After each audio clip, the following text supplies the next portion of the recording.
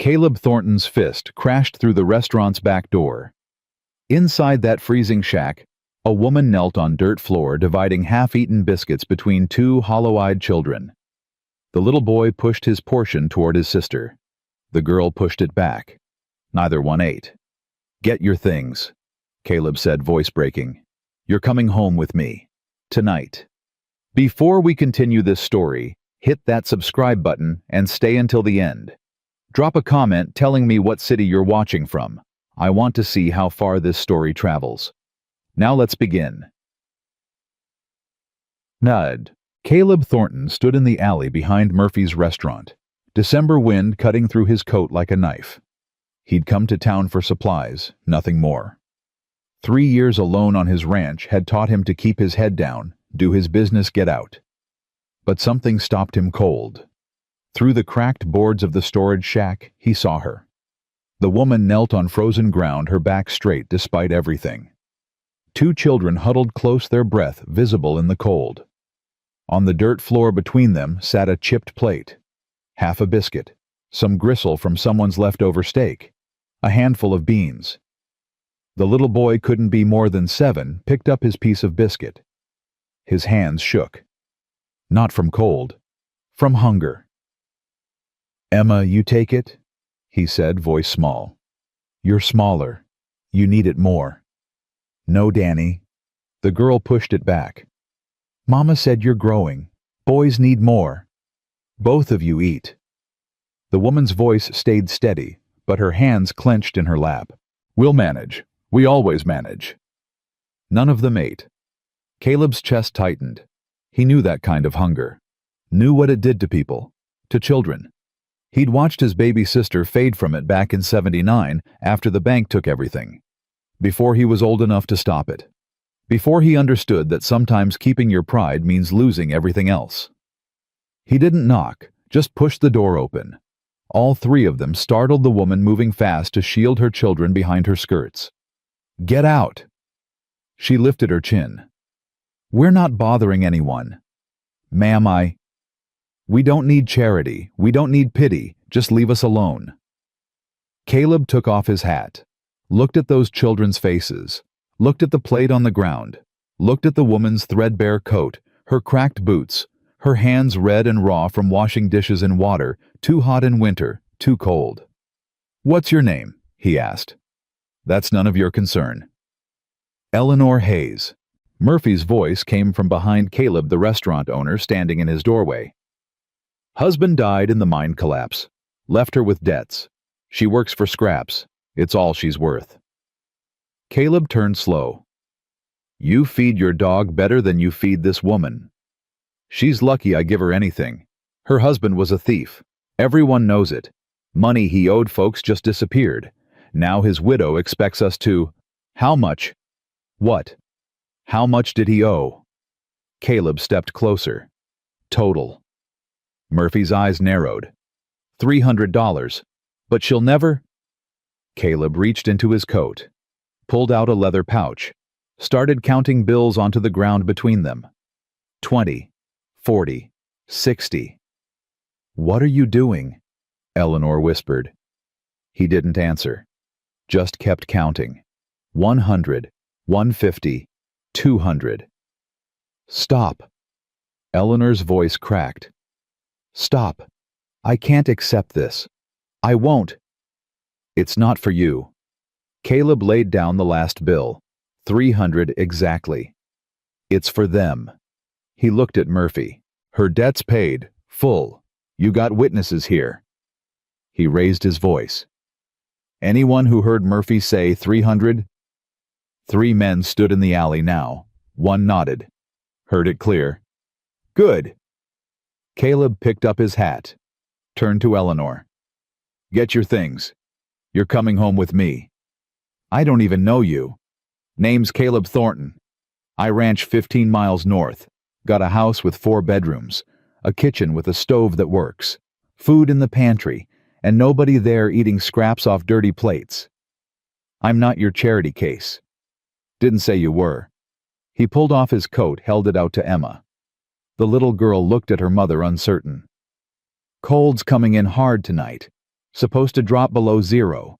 You planning to keep these children in this shack? Eleanor's jaw worked. Her eyes shone wet in the dim light, but no tears fell. Why would you do this? You don't know me. Don't know what they say about me. About my husband. About... I know those children are hungry. Caleb's voice came rough. I know that's not your fault. I know this town's decided you don't deserve basic human decency. And I know I can't walk away from this. Danny stepped forward, small hand gripping his mother's dress. Mama, I'm cold. Something broke in Eleanor's face, just for a second. Then she straightened her shoulders, lifted her chin. We have very little to bring. Then it won't take long to pack. 20 minutes later, they sat in Caleb's wagon. Eleanor beside him on the bench, both children bundled in the back under every blanket Caleb owned. The supplies he'd bought sat beside them, along with one small trunk, a broken rocking chair, and a carpet bag holding everything this family owned in the world. Snow started falling as they left town. Big, heavy flakes that clung to the horses' manes and turned the world white. It's 15 miles, Eleanor asked, voice tight. Closer to 18 in this weather. If we get stuck. We won't. But an hour out, the wind picked up. Caleb leaned forward, squinting through snow so thick he could barely see the horses. The temperature dropped fast. Behind them, he heard Emma coughing. Heard Danny trying to quiet her. How much further? Eleanor's hands clutched the seat. Maybe 10 miles, maybe 12. Hard to say in this. They pushed on. The horses struggled, breaking trail through deepening drifts. Caleb's face went numb. His hands ached on his reins. Beside him, Eleanor shivered despite the blanket around her shoulders. Then the wagon lurched sideways. Caleb pulled back hard on the reins. Whoa, whoa. What happened? He climbed down boots, sinking into snow past his knees. Walked around to the right side. The wheel had dropped into a washout, hidden under the snow. The axle sat at a bad angle. The wheel itself cracked straight through. Can you fix it? Eleanor called down. Caleb looked at the wheel, looked at the storm, looked at how much daylight remained. Not here, not in this weather, not before dark. Then what do we walk? Eleanor stared at him. It's 10 miles, in a blizzard, with children who... You got a better idea. He reached up, lifted Danny down from the wagon. The boy weighed nothing, just bones and skin and worn-out clothes. We stay here, we freeze. Simple as that. He grabbed 2 blankets, wrapped one around Danny, one around Emma. Pulled his coat tight, started unhitching the horses. What are you doing? Eleanor climbed down. Can't leave them tied to a broken wagon. They'll panic in the storm, kill themselves trying to get free. He slapped both horses on the rump. They took off through the snow, heading back toward town. Smart animals. They'd find shelter. Now we don't have horses. Eleanor's voice stayed level, but fear edged it now. Now they'll survive, which is more than we will if we don't start moving. He lifted Danny onto his shoulders. Hold on tight, son. Don't let go no matter what. Eleanor picked up Emma, wrapping her in blankets. The little girl buried her face against her mother's neck. Which way? Eleanor asked. Caleb pointed into white nothing. That way. Stay close to me. You fall behind, you freeze. Understand? I understand. They walked into the storm. The cold hit like a physical thing. Wind screaming around them, snow driving horizontal, cutting any exposed skin. Caleb bent into it, one hand holding Danny's legs to keep him secure. The other stretched out ahead, searching for the fence line that marked his property. Behind him, Eleanor struggled forward. He could hear her breathing hard and fast. Could hear Emma coughing between gasps. Talk to me, he called back. Don't go quiet. About what? Eleanor's voice shook. Anything, just so I know you're there. Silence for a dozen steps. Then, "Why did you really do this?" "Told you. Couldn't walk away." "That's not a reason. That's an excuse." Caleb pushed forward, thighs burning with effort. "Lost my sister when I was 15. She was 8. We'd lost everything. Farm cattle, everything. My parents tried to make it work. They couldn't. Winter came hard. Food ran out. My sister just faded. Got quieter every day. Until one morning she didn't wake up." He heard Eleanor's breath catch. "After that, my parents gave up too. Different ways, same result. I ended up alone by 17. Worked other people's ranches until I saved enough to buy my own place. Built it up from nothing. Got married. Got happy." His voice went flat. "Then I lost her too." "How?" "Childbirth. 3 years back. Baby didn't make it either. Son. Would have been 3 years old now if—" He stopped. Couldn't finish. "I'm sorry," Eleanor said softly. "Don't need sorry. Just need to keep moving." They walked on. The world disappeared into white noise and white nothing. Caleb's legs felt like lead. His lungs burned. Danny's weight pressed down on his shoulders, but he'd carry this boy through hell before he'd let another child die in the cold. "There." He pointed ahead. "See that?" "I don't see anything." "Fence post. We're on my land now. Maybe 4 more miles." "4 miles?" Eleanor's voice broke. "I can't." "Yes, you can. For them you can." Whoa. She didn't argue, just bent her head and pushed forward.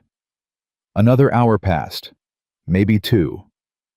Time lost meaning in the storm. The world became nothing but the next step. And the next. And the next. Danny started crying quietly on Caleb's shoulders. "I'm cold." "I know, son, I know. Not much further now." "My fingers hurt." "That's good. Means they're still working. When they stop hurting, that's when we worry." Behind them, Eleanor stumbled. Went down to one knee. Emma cried out. Caleb turned back, helped Eleanor up. Her face had gone white, lips blue. "Can't feel my feet." "Don't stop. You stop, you die. Both of you die. You want that?" "No." "Then move." Something in his voice cut through her exhaustion.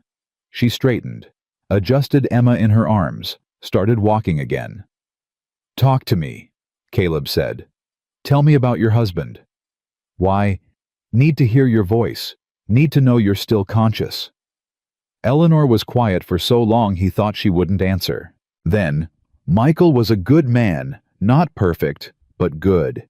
He worked hard, loved his children. We were happy." Her voice cracked. "Then the mine collapsed. Killed 17 men.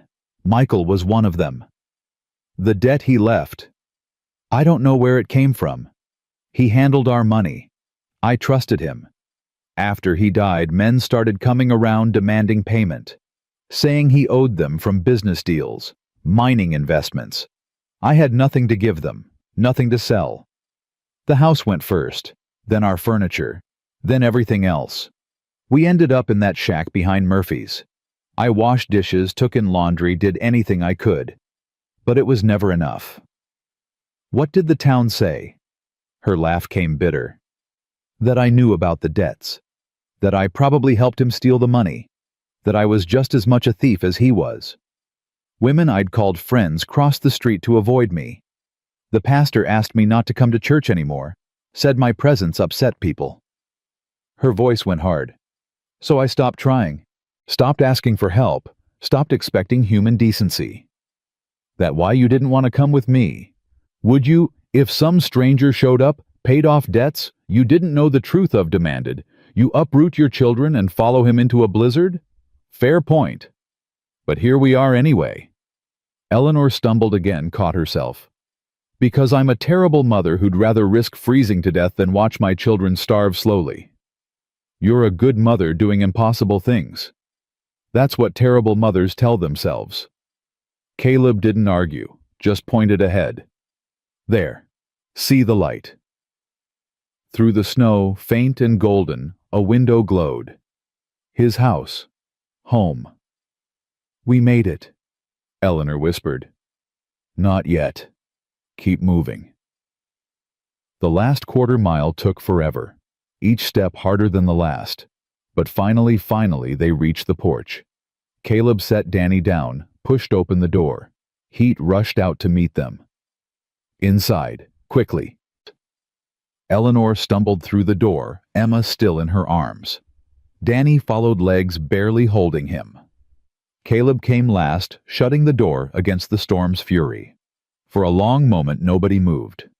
They just stood there, dripping snow and ice, breathing hard, alive. Then Danny's legs gave out. He collapsed. Caleb caught him before he hit the floor. Get them by the fire, Caleb said, carrying Danny to the hearth. We need to warm them up slow. Too fast it'll hurt worse than the cold. Eleanor set Emma down near the growing fire. The little girl's lips were blue, her hands white. Danny looked even worse, barely conscious. Caleb grabbed blankets, wrapped both children tight. Their fingers and toes we need to check for frostbite. Eleanor was already pulling off Danny's boots, peeling away wet socks. His toes were red, maybe purple at the tips, but no black spots, no dead tissue. Think he's okay? She said, voice shaking. Emma. They checked Emma's feet next.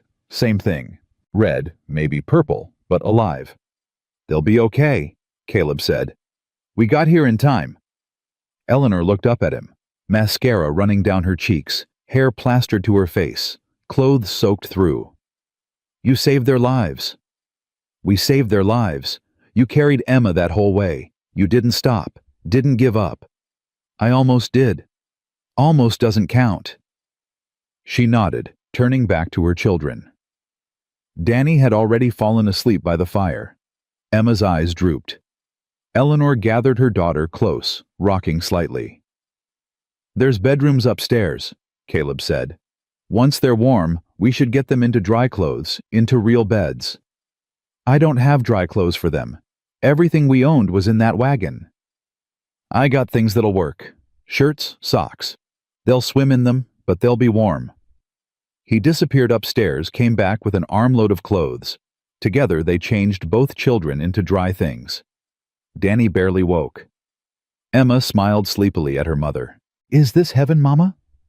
Eleanor's face crumpled. No baby, just somewhere warm. It feels like heaven. Caleb carried Danny upstairs to one of the bedrooms. Eleanor followed with Emma. They laid both children in the same bed under quilts that smelled like cedar and soap. Within minutes, both were deeply asleep. Back downstairs, Eleanor stood by the fire, still in her wet clothes, shivering. You need to change too, Caleb said. I don't have anything dry. He brought her one of his shirts, a pair of wool socks. Bathroom's through there. My wife's dresses are still upstairs. Tomorrow you can see if any of them fit. Tonight, this'll have to do. Eleanor took the clothes, disappeared into the bathroom. Caleb heard the door lock. Good. She should lock doors, should protect herself, even here. He made coffee, strong and black. When Eleanor emerged wearing his shirt like a dress, her hair wet but clean, he handed her a cup. Thank you, she said quietly. They sat at the kitchen table. The storm howled outside. Inside, the fire crackled. Two exhausted people who'd almost died sat drinking coffee, not talking, just existing in the same space. Why? Eleanor asked finally. Told you. Couldn't walk away. That's still not a real answer. Caleb stared into his coffee. When my sister died, nobody helped us. Town knew we were struggling. They knew we had nothing. But my father had debts too, had made bad choices, so they decided we deserved what we got.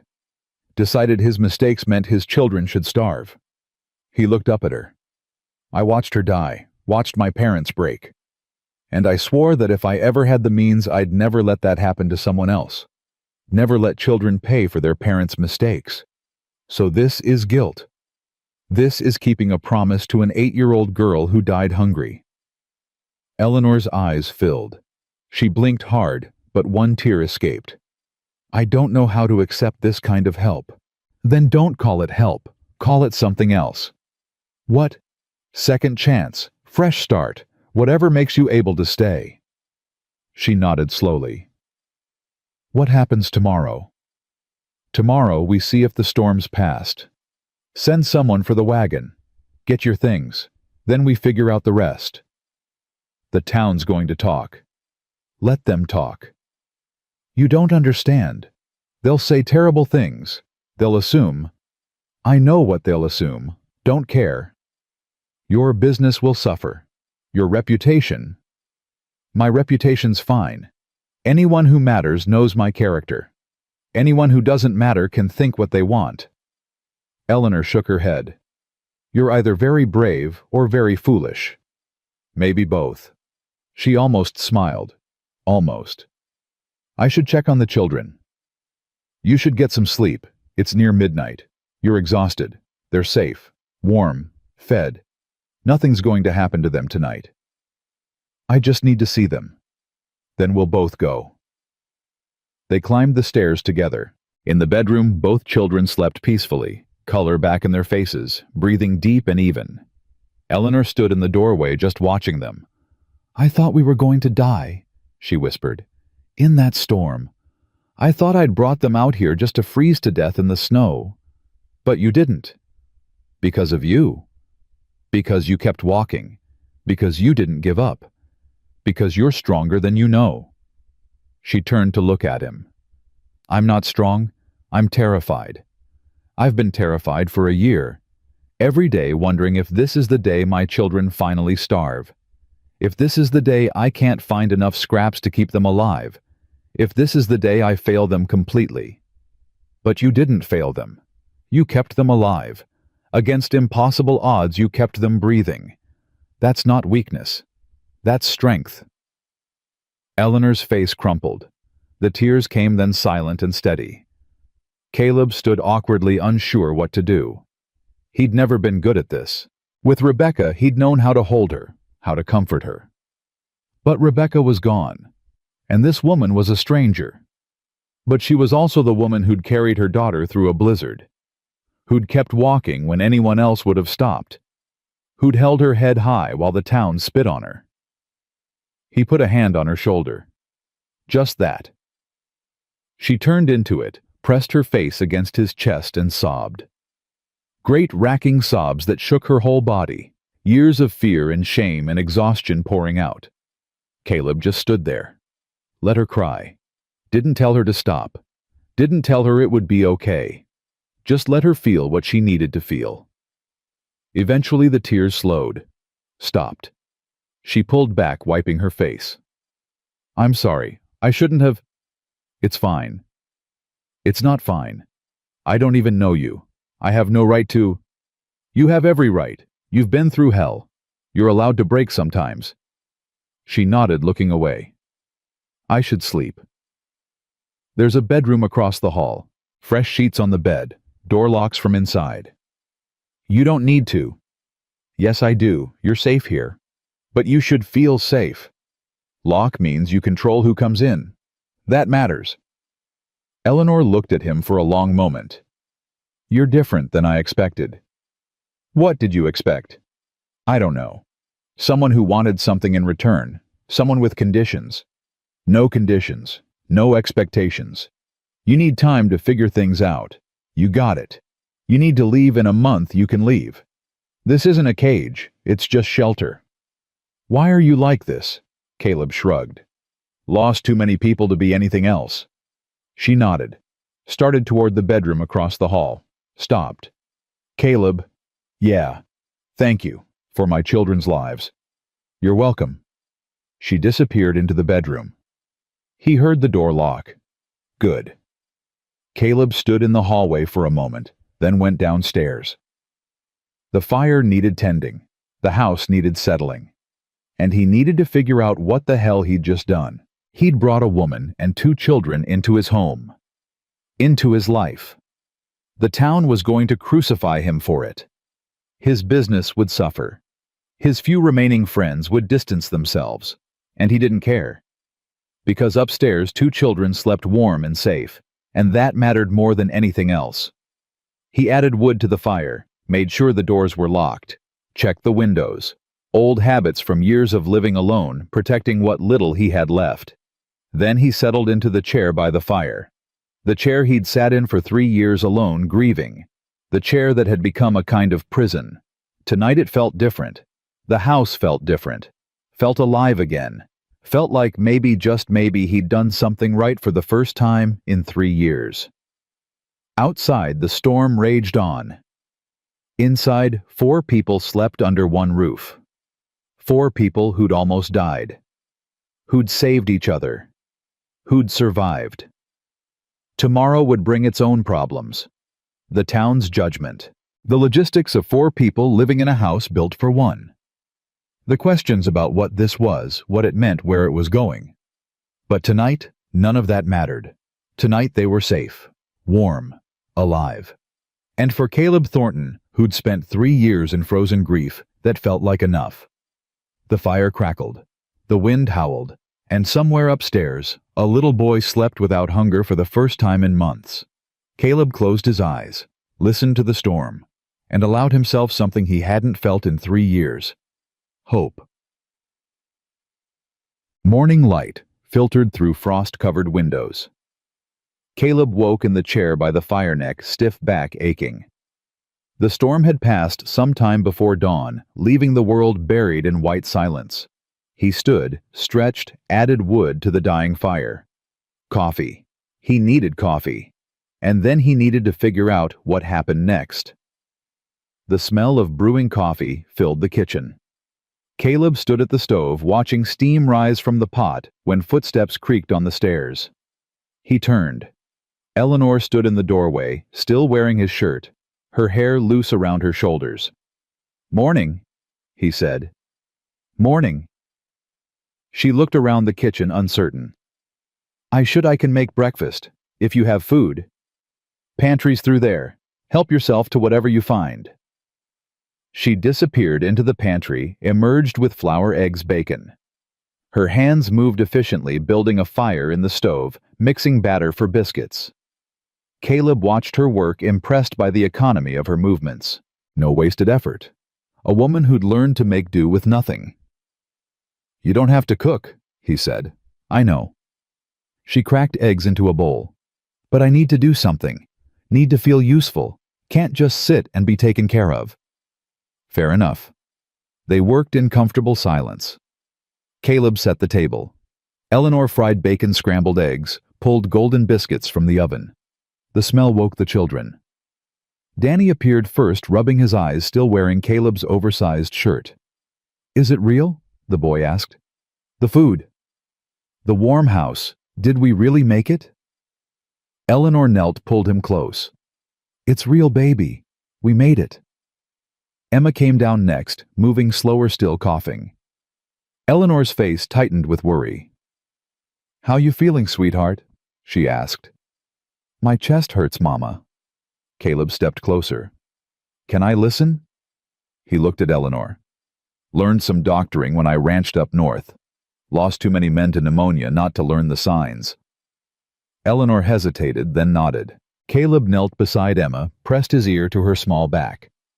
"Take a deep breath. Big as you can." Emma breathed in. Caleb heard the rattle immediately. Fluid in her lungs. Not bad yet, but getting there. "She needs to stay warm," he said, straightening. "Dry. We need to watch that cough. Could turn into something worse fast. I don't have money for a doctor." "Didn't ask for money. Asked you to keep her warm." He looked at Emma. "You like honey, sweetheart?" Emma nodded, eyes wide. "Good, because I got a whole jar of it. Mix it with hot water and lemon. It'll help that cough. You drink it 3 times a day until you're better." "Deal." "Deal," Emma whispered. They sat down to breakfast. Danny and Emma stared at their plates like they'd never seen so much food. Eleanor's eyes shone wet, but she blinked hard, refusing to cry in front of her children.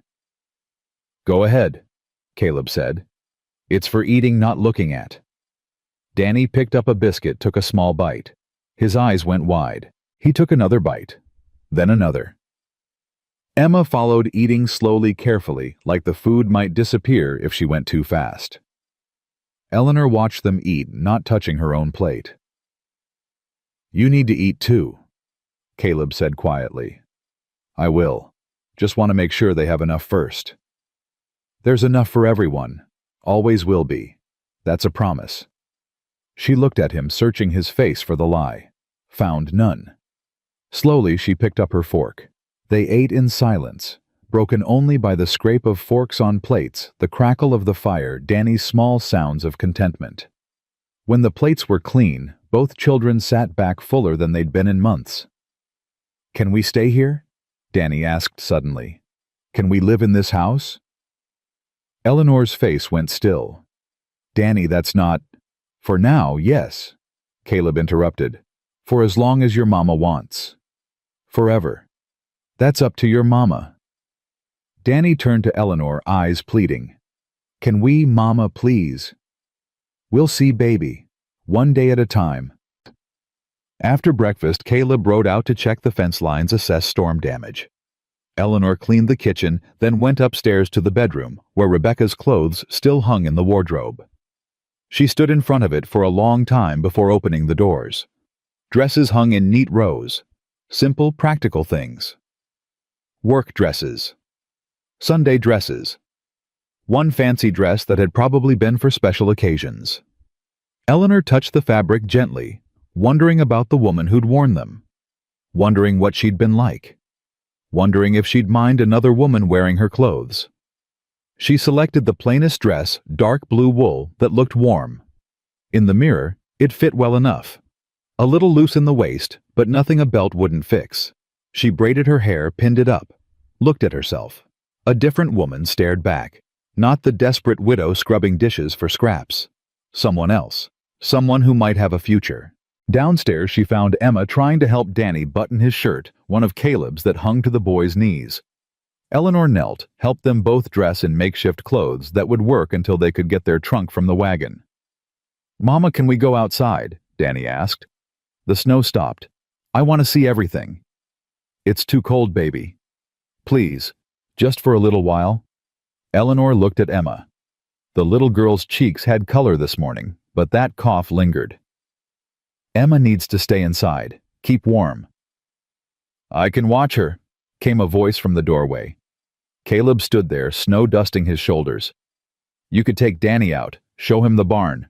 Horses are asking about him." "Horses don't ask about people," Danny said, but he smiled. "These ones do. They're curious. Want to know who's living in their house now." Danny looked at his mother, hopeful. Eleanor hesitated, then nodded. "Stay close to me. Do what I say. Understand?" "Yes, Mama." Outside, the world gleamed white under morning sun. Snow covered everything in smooth drifts, unmarked except for Caleb's tracks to and from the barn. Danny gasped at the sight. "It's so much," he breathed. "More than I've ever seen." They walked to the barn. Danny's small hand in Eleanor's. Inside, horses nickered in their stalls. The air smelled like hay and leather and animals. Clean, honest smells. "That's Thunder." Caleb pointed to a big roan gelding. "He's grumpy, but dependable. And that's Swift. She's the smart one. Too smart sometimes." Danny approached Thunder's stall carefully. The horse lowered his head, sniffed the boy. Danny reached out, slowly, touched the velvet nose. "He likes you," Caleb said. "Doesn't let just anyone touch him." "Really? Really? You got away with animals, I can tell." Danny's whole face lit up. Eleanor watched her son glow under this stranger's casual praise, and something in her chest ached. Michael had been gone a year. A year since Danny had heard a man tell him he was good at something. A year since he'd had a father. "Can I help you with the horses?" Danny asked. "Feed them, brush them. I'll work hard. I promise." "Danny," Eleanor said quickly, "Mr. Thornton doesn't need—" Actually, I could use help, Caleb interrupted. Gets lonely out here doing everything alone. You want to earn your keep, you can start with morning feed. I'll teach you how. He showed Danny how to measure grain, how to approach each horse, where to stand so they wouldn't kick. Danny listened intently, following every instruction exactly. For a 7-year-old who'd spent the last year barely surviving, he had remarkable focus. Eleanor watched them work together. Caleb's patience surprising her. He never rushed Danny, never grabbed the tools and did it himself when the boy struggled. Just waited, encouraged, let Danny figure it out. Your son's a hard worker, Caleb said when they finished. Learns fast, too. His father was the same way, took pride in doing things right. He teach Danny that every chance he got before... She stopped, looked away. Before he died. Before everything fell apart. Her voice went hard. Before I learned that the man I thought I knew was someone else entirely. Caleb studied her face. You think he was a thief? I don't know what he was. I know men came after he died claiming he owed them money. I know the amounts kept changing. I know nobody would tell me where the money supposedly went. And I know that everyone in town decided I must have known, must have been part of it. She met his eyes. So I stopped asking questions, stopped defending him. What difference did it make?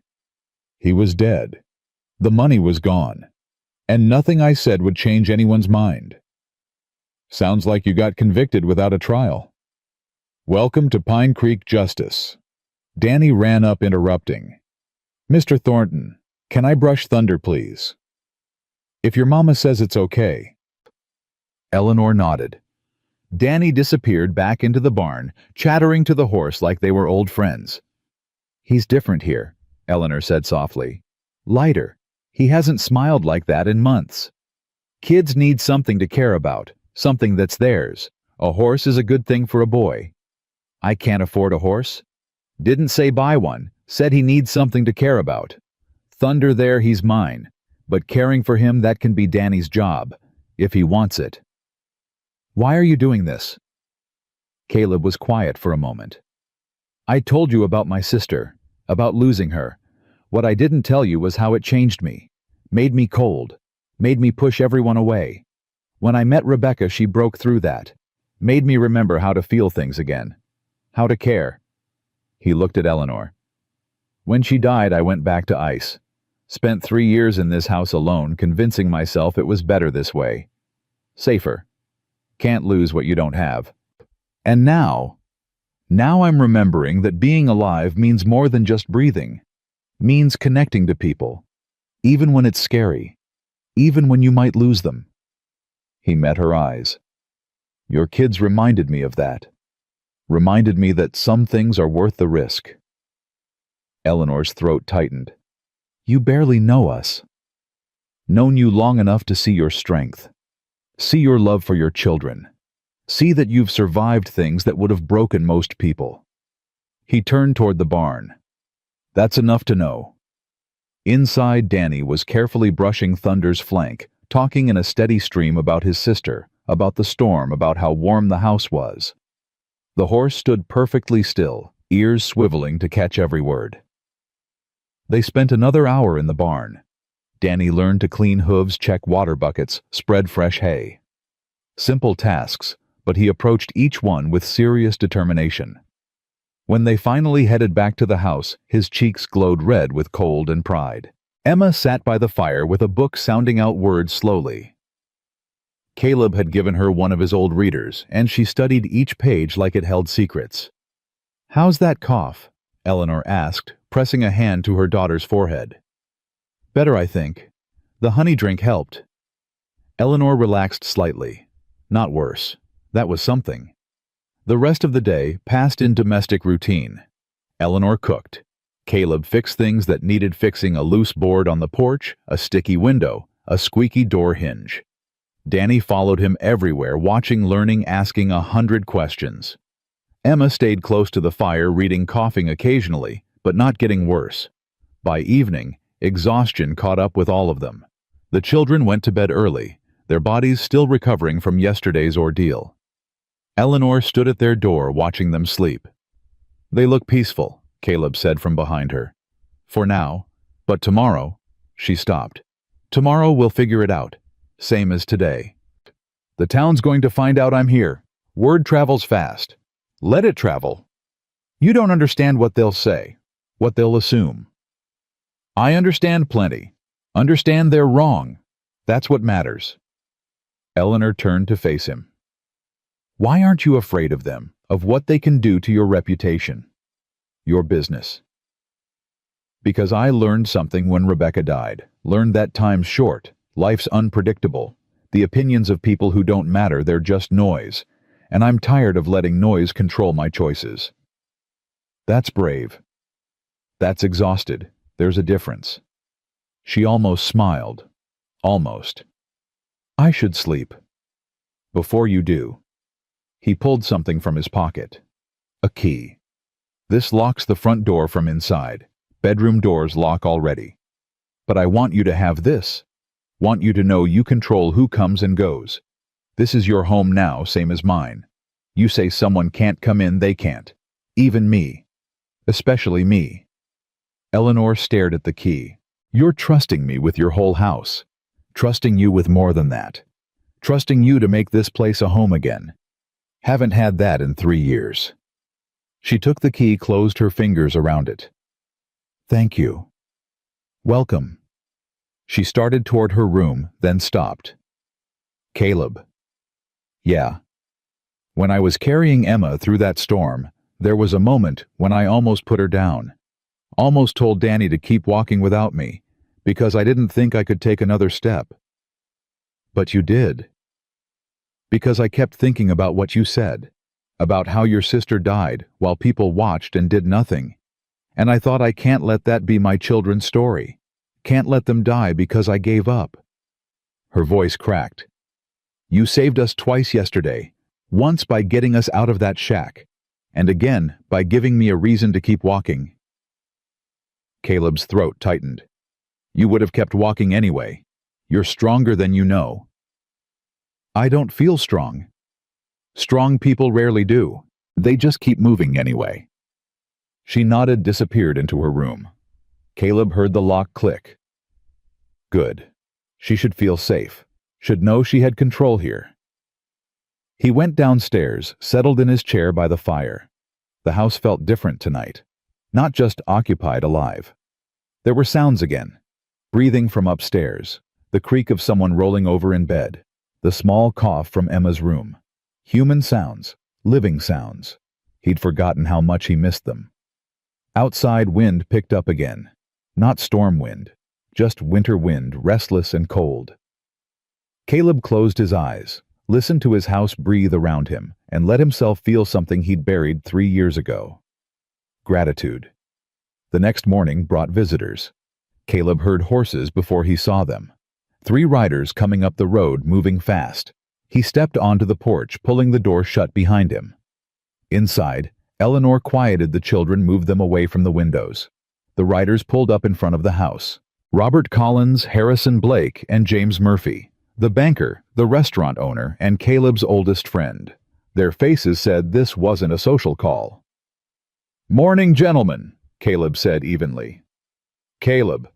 Robert dismounted, the other 2 following. "We need to talk." About the widow you brought home 2 nights ago. About the debt you paid. About..." Robert stopped, choosing words carefully. "About what you're doing here." "What I'm doing here is my business." "It's the town's business when you harbor a woman of questionable character," Harrison said. "When you damage your own reputation by associating with—" "Careful," Caleb interrupted, voice dropping. "Very careful how you finish that sentence." Harrison's jaw worked, but he stayed quiet. Robert stepped forward, playing peacemaker. "Nobody's here to fight. We're here as friends, trying to help you see reason." "I see fine. Do you? Because from where we're standing, you paid off $300 in debt That woman's husband stole from honest men, brought her and her children to your home, and now the whole town's talking, saying you've taken a mistress, saying worse things than that. Let them say what they want. Your cattle contract's Caleb. The Wallace brothers are pulling out. So are the Tompkins. That's half your business gone in 2 days. Then I'll find other buyers. There are no other buyers. Not around here. Not once word spreads that you're... Robert stopped, frustrated. Why are you doing this? For a woman you don't even know. For children who aren't yours. Because it's right. Right. Murphy spoke up, his voice sharp. Right for who that woman's husband owed me money. Real money. And now you've paid it off like it's nothing, like his crimes don't matter. You were feeding her scraps, Caleb said coldly. Making her wash dishes for garbage. Letting her children starve. And you want to talk to me about what's right? She didn't deserve better. Her husband was a thief. Her husband's dead. She's not. And those children sure as hell didn't steal anything. The sins of the father are not the children's burden. Caleb stepped down off the porch, moving closer. You three came here to change my mind, to make me send them away. That's not happening. You want to pull contracts? Pull them. Want to spread rumors? Spread them. Want to destroy my business? Try. But those people are staying, and anyone who has a problem with that can leave my property, now. The three men exchanged glances. Robert tried once more. We've been friends since we were boys. I'm asking you, begging you to think about what you're throwing away. I'm not throwing anything away. I'm choosing something better. That woman, human decency. Robert's face hardened. Fine. You've made your choice. But don't come crying to us when everything falls apart. When you're broke and alone, and that woman's moved on to the next man stupid enough to take her in. Get off my land. The three men mounted their horses. As they turned to leave, Murphy looked back. You know what people are saying, don't you? That you're just another fool taken in by a pretty face and a sad story. That she's using you. That she knew about her husband's crimes and helped him hide the money. And now she's found a new mark. Let them say it. Won't make it true. Time will tell, won't it? Murphy kicked his horse, rode off. The others followed. Caleb stood in the yard until they disappeared. Behind him the door opened quietly. Eleanor stepped out, pale. I heard, she said. I figured. They're right, you know. About your business. About what this is costing you. They're not right about anything that matters. Caleb. Do you want to leave? What? Simple question. You want to pack up your children and go, I'll give you money. Help you get wherever you need to go. But if you stay because you want to. Not because you feel obligated. Not because you feel trapped. Because you choose it. Eleanor stood silent for a long moment. The wind pulled at her hair, at the dress, Rebecca's dress that she wore. Finally, I'm tired of running. Tired of being afraid. Tired of letting other people's opinions dictate my life. That's not an answer. It is, though. Because if I leave now, I'm telling my children that we run when things get hard. That we let bullies win. That we don't deserve good things. She met his eyes. And I'm tired of teaching them that lesson. So you're staying. If you'll still have us. After what you just lost for us. I lost nothing important. Gained something that matters. That's a trade I'll make every time. Emma's cough drifted from inside. Eleanor's face tightened with worry. I should check on her. We should both check on her. They went inside together. Emma sat by the fire, her face flushed, breathing shallow. The cough had worsened overnight. Eleanor knelt, pressed her hand to Emma's forehead. She's burning up. Caleb listened to Emma's chest again. The rattle had deepened, spread. Pneumonia, setting in fast. I need to get the doctor, he said. They won't come. Not for me. Not for my daughter. Then they'll come for me. For my money. Wait here. He rode into town hard, pushing his horse faster than he should have. Dr. Patterson's office sat on Main Street door, open, patients waiting inside. Caleb walked straight past them into the examining room. "Dr. Patterson, need you at my ranch, now." The doctor looked up frowning. "I have patients here. You'll have to wait your turn." "Little girl's got pneumonia, getting worse by the hour. She needs help now." "Then bring her here." "Can't move her. Too sick. You need to come to my place." Patterson hesitated. "Is this about the widow heard you took her in?"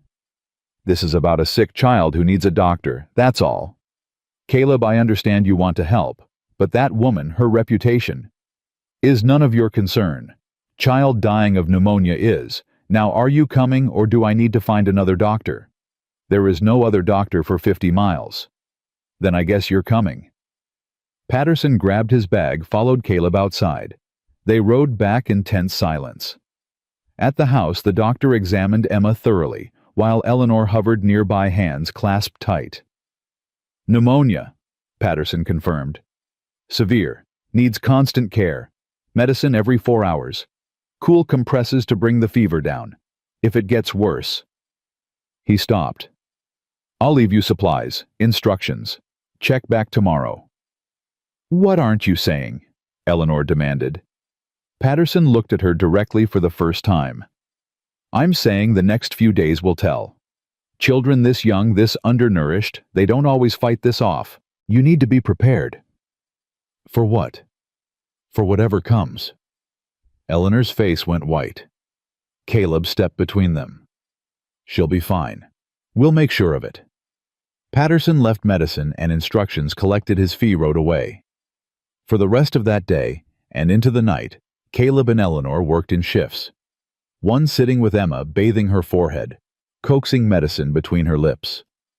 The other managing Danny cooking, keeping the house running. By midnight, Emma's fever spiked. She cried out in her sleep, thrashing. Eleanor held her daughter, rocking, whispering prayers and promises in equal measure. Caleb found them like that. Eleanor exhausted Emma, barely conscious, both of them fighting a battle they might not win. "Let me take her for a while," he said quietly. "You need to rest." "I can't. If I close my eyes, if I stop watching—" "Then I'll watch. I won't stop. I promise." Eleanor hesitated, then carefully transferred Emma into Caleb's arms. The little girl weighed nothing, just bones and fever and failing breath. He settled into the rocking chair, held her against his chest, felt her heart beat too fast, too hard. "Stay with me, sweetheart," he whispered. "Stay with me. Your mama needs you. Your brother needs you. I need you, so you stay." Hours blurred together. He gave her medicine, bathed her forehead, whispered stories about horses and summer and all the things she'd see when she got better. Somewhere in the darkness, Eleanor slipped into the chair beside him, took his hand without speaking. They sat that way through the long night, two people who barely knew each other, holding vigil over a dying child, refusing to let go. Just before dawn, Emma's fever broke. Her breathing eased. Her eyes fluttered open. "Mama," she whispered. Eleanor sobbed, pulled her daughter close. "I'm here, baby. Right here. Am I better? You're getting there." Emma looked at Caleb over her mother's shoulder. "Did you stay with me all night?" "Yes, sweetheart, all night." "Thank you." Her eyes closed again, but this time her sleep looked peaceful. Eleanor pulled back, wiped her face. "She's going to be okay. She's going to be okay." They sat in exhausted silence as sunrise painted the windows gold. Outside, winter continued its grip on the land. Inside, a small girl breathed easier, and two adults who'd spent the night fighting death together looked at each other with new understanding. "I can't keep saying thank you," Eleanor said finally. "The words aren't enough anymore." "Don't need words. Just need you to stay. Keep choosing this. Keep choosing us. Us. This family we're building. Accidentally. Desperately. But building it anyway." Eleanor looked at him. Really looked at him. Saw the exhaustion. Saw the grief still carved into his face. Saw the man who'd opened his home, his life, his wounded heart to strangers because it was right. "I choose this," she said. "I choose us." Caleb nodded, too tired for more words, but something settled in his chest, something that felt like peace. Danny appeared in the doorway, rubbing his eyes. "Is Emma okay?" "She's okay, baby," Eleanor said. "Fever broke." Danny crossed the room, climbed into his mother's lap despite being too big for it. "I was scared." "Me too." "But Mr. Thornton stayed with her. He didn't let her die." "No, he didn't." Danny looked at Caleb. "Are you going to stay with us forever?" The question hung in the air. Too big, too complicated, too heavy with hope and fear. "As long as you want me to," Caleb said finally. "I want you to forever." Eleanor's eyes filled. She looked at Caleb over her son's head, and he saw the same question in her expression. The same hope. The same fear. He didn't have an answer, not yet. Didn't know what forever looked like. Didn't know if they'd survive the town's judgment, the loss of his business, the complications of 4 broken people trying to become whole. But he knew this moment. This morning. This family breathing together in his living room while sunlight turned the world gold. And for now, that was enough. Emma's recovery took days, not hours. She'd wake for short periods, drink broth. Eleanor made, then drift back into exhausted sleep. Each morning brought small improvements. Less coughing, clearer eyes, stronger voice. By the end of the week, she sat up in bed, asking for real food. "Can I have eggs?" she asked Eleanor. "And biscuits with butter." "You can have anything you want, sweetheart." Danny burst into the room. "Emma's awake, really awake." "Really awake," Emma confirmed, smiling weakly. Danny launched himself at his sister, hugging her tight. Eleanor watched her children together, something fierce and protective rising in her chest. They'd almost lost Emma, almost buried another member of their family. But they hadn't. They'd survived. Downstairs, Caleb worked on the rocking chair Eleanor had brought from town. The spindles he'd replaced weeks ago were drying. Now he sanded the arms smooth, restoring the wood Michael Hayes had carved for his wife years ago. His hands moved steadily, finding peace in the work. Eleanor came down the stairs, quietly watched him for a moment. "You didn't have to fix that." "Wanted to. Your daughter said it should remember her father. Seemed important." She moved closer, ran her fingers over the restored wood. "Michael made this the year we got married. Said every home needed a good rocking chair. For babies. For reading. For thinking." Her voice caught. "I didn't think I'd ever sit in it again." "Now you will. When it's done." They stood in comfortable silence, Eleanor watching Caleb work. His hands were scarred, calloused, but gentle with the wood. Careful, like he understood that some things deserved to be treated tenderly. "The town's quiet," Eleanor said finally. "Too quiet. It's been a week since those men came, since word spread that I'm here. But nobody's come back. No more confrontations. Nothing. They're waiting. For what? For me to fail. For you to leave. For proof they were right about you." He looked up at her. "Or they're talking among themselves, deciding what to do about us. That's what worries me. Worrying won't change it. We just keep going, keep living. Let them see what's true instead of what they want to believe. And if they never see it, then we didn't need their approval anyway." Eleanor wanted to believe him, wanted to trust that rightness mattered more than reputation. But she'd lived in Pine Creek long enough to know better. The town had long memories and short mercy. That afternoon, Danny helped Caleb mend fence posts damaged by the storm. The boy worked without complaint, holding nails, carrying tools, learning how to make things straight and strong. "Why do fences need to be perfect?" Danny asked, watching Caleb level a post. "Because horses are smart. They find weak spots, push against them until they break free. Good fence keeps them safe, keeps them home." "Is that why you fix everything? To keep us safe, keep us home?" Caleb paused, hammer raised. Yeah, I guess it is. I like it here. Like helping you. Like that Mama smiles sometimes now. Danny's voice went smaller. Is it wrong that I'm happy? Even though Papa's dead? Even though everything was so bad before? Caleb set down the hammer, knelt to Danny's level. It's not wrong to be happy. Your Papa would want that for you. Would want you to have a good life, a safe place, people who care about you. How do you know? Because that's what fathers want. What all good men want for children, for them to be happy, safe, loved.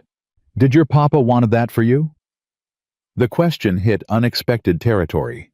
Caleb was quiet for a long moment. My father wanted a lot of things. Most of them he didn't get. But yeah, I think he wanted me to be okay.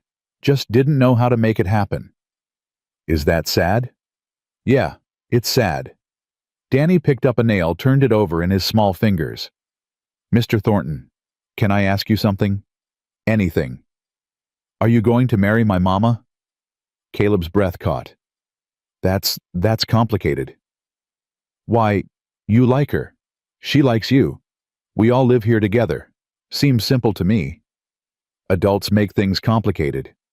That's dumb. Despite everything, Caleb smiled. You're right. It is dumb. They worked in silence for a while. Then Danny spoke again, voice careful. If you did marry Mama, if you wanted to, I'd be okay with it. Just so you know. Noted. Emma would be okay with it too. We talked about it. Did you now? Yeah, we think you're better than most grown-ups. You don't lie. You don't pretend things are fine when they're not. And you stayed up all night with Emma when she was sick. That matters. Caleb's throat tightened. You and your sister are pretty smart.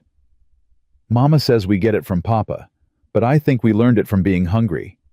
Hungry makes you see what's real and what's not. That's the truest thing I've heard in a long time. They finished the fence as afternoon light slanted gold across the snow. Walking back to the house, Danny slipped his hand into Caleb's without asking permission. Just took his hand like it belonged there, like it had always belonged there. Caleb looked down at the small hand in his, felt something crack open in his chest. Something that had been frozen for 3 years, something that hurt as it thawed. Inside, Eleanor had moved Emma downstairs to the sofa near the fire. The little girl looked small, wrapped in blankets, but her color was better. Her breathing easier. Look who's up, Eleanor said, smiling. We fixed the fence, Danny announced. Made it strong so the horses can't escape. That's good work. Eleanor looked at Caleb. Thank you for teaching him. He's a good student, learns fast, asks good questions. Papa used to say asking questions is how you get smart, Danny said. Eleanor's smile flickered but held. Your Papa was right about that. That evening they all sat together in the living room. Emma on the sofa, Danny on the floor by the fire, Eleanor in the rocking chair Caleb had finished, and Caleb in his usual chair, a piece of wood in his hands, whittling something he hadn't planned. What are you making? Emma asked. Don't know yet. Sometimes you just start cutting and see what wants to come out. That's magic. Not magic, just patience. Eleanor rocked slowly, the chair's rhythm soothing. My mother had a chair like this. I used to sit in her lap while she rocked. She'd sing to me. Old songs I can barely remember now. Sing one, Emma said. Please. I don't remember the words well enough. Sing what you remember. We don't care if it's perfect. Eleanor hesitated, then began quietly. An old lullaby, words half forgotten, but melody sweet. Her voice wavered at first, then steadied. Danny stopped playing with the fire poker. Emma closed her eyes. Caleb's hands stilled on the wood. When the song ended, nobody spoke. The moment held them all suspended, something precious and fragile in the air. That was beautiful, Mama, Emma whispered. Your grandmother sang it better. I liked your version. Later, after the children were in bed, Caleb and Eleanor sat together in the kitchen, coffee between them. exhaustion written on both their faces. "I haven't sung that song since my mother died," Eleanor said. "Forgot I even knew it. It was nice, peaceful. Emma asked me this morning if we could stay here forever, not just for now, forever." "What did you tell her?" "That forever's a long time, that we'd see." "That's fair." Eleanor looked at him directly. "But what if she's right to ask? What if this, whatever this is, what if it could be permanent?"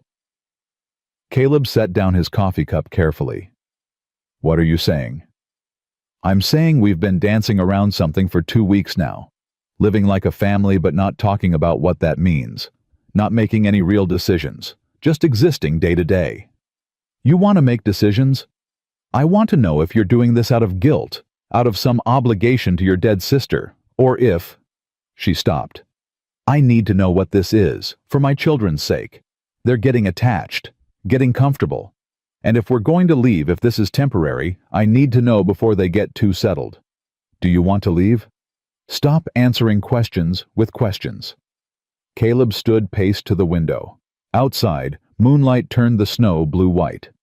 "I don't know what this is. I know I couldn't walk away from you in that alley. I know I can't imagine this house empty again. I know that when Emma was sick, when I thought she might die." His voice roughened. "I realized I'd already started thinking of her as mine, both of them as mine, and that terrified me. Why? Because everyone I love dies. My sister, my parents, my wife, my son, everyone. And I swore I wouldn't do that again, wouldn't let myself care that much. Because the loss—" He turned to face her. "The loss is unbearable." Eleanor stood, moved closer. "Loss is always unbearable. That's not special.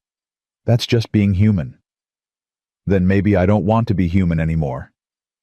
"Too late. You already are. You already care. I see it every time you look at Danny. Every time you stayed up with Emma. Every time you defend me to people who think I'm beneath defending." She stopped a foot away from him. "You're already in this, Caleb. The only question is whether you're going to admit it." He looked at her, really looked at her, saw the woman who'd carried her daughter through a blizzard, who'd survived a year of starvation and shame without breaking, who stood here now demanding honesty instead of accepting comfortable lies. "I'm afraid," he admitted. "So am I." "That's not very reassuring." "It's not supposed to be reassuring. It's supposed to be true." They stood in silence, the space between them charged with everything they weren't saying, everything they were too scared to say. Then Caleb spoke, voice low. "If we do this, if we make this permanent, it can't be charity.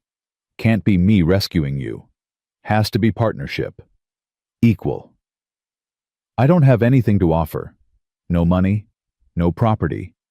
Nothing but 2 children and a reputation that'll destroy your business. You have yourself, have your strength, have your honesty. That's worth more than any contract I lost. The town will make our lives hell. Let them try. You're serious about this. I'm serious about not wasting more time being afraid. I'm serious about building something real instead of hiding from ghosts. I'm serious about—" He stopped. "About you, about your children, about this family we've accidentally made." Eleanor's eyes filled. "That's the most words I've ever heard you say at once. Don't expect it regularly." She laughed, despite the tears. "I wouldn't dream of it." He moved closer, close enough to touch her. Didn't reach out. Just stood there waiting, letting her decide. Eleanor stepped forward, closed the distance between them, looked up at him. "If we do this, we do it right. No secrets, no pretending, no hiding what we are from the town or anyone else." "Agreed." "And we tell the children together. Make it official." "Agreed." "And you have to promise me something." "What?" "That you won't leave. Won't decide one day that this is too hard, too complicated, too much. Because my children have lost enough. I've lost enough. If you're going to be part of this family, you're in it. For good. Through everything. Caleb met her eyes. I promise. I won't leave, won't run, won't give up on this. Even when it's hard.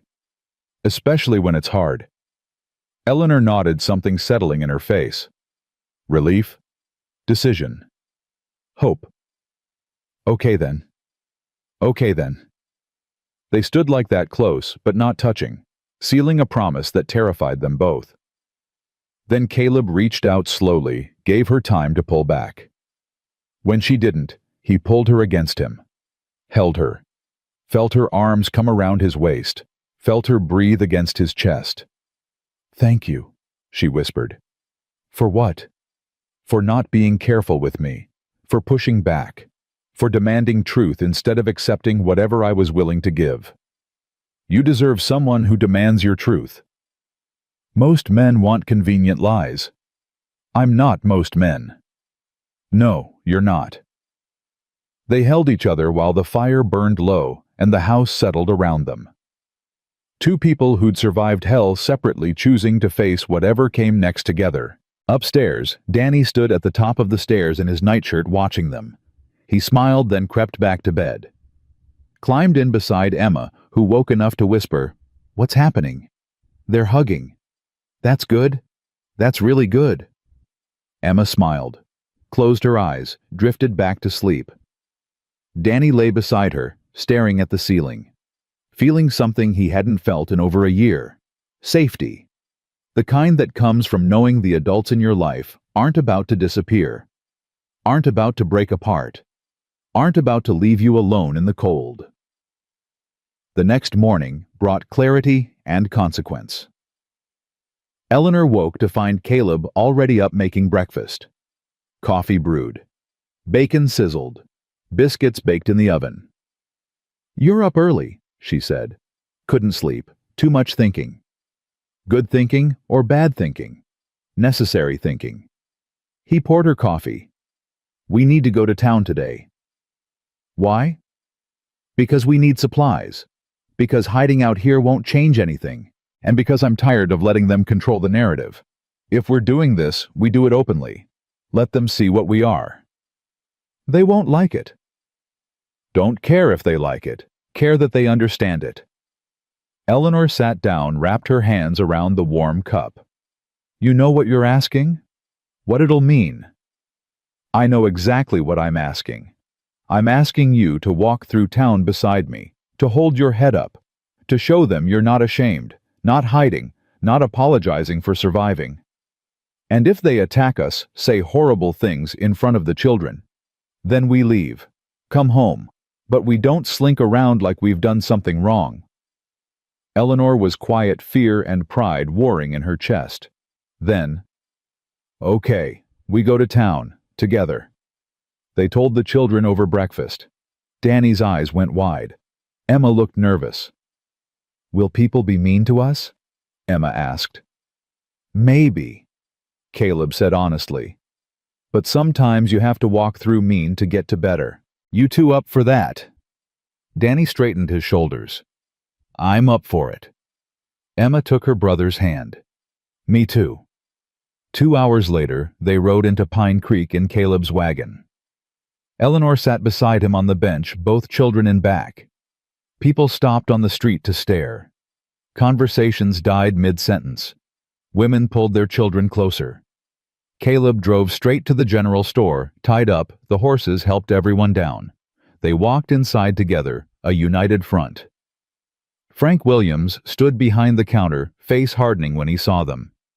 "Caleb." "Frank, need supplies. Regular order plus extras."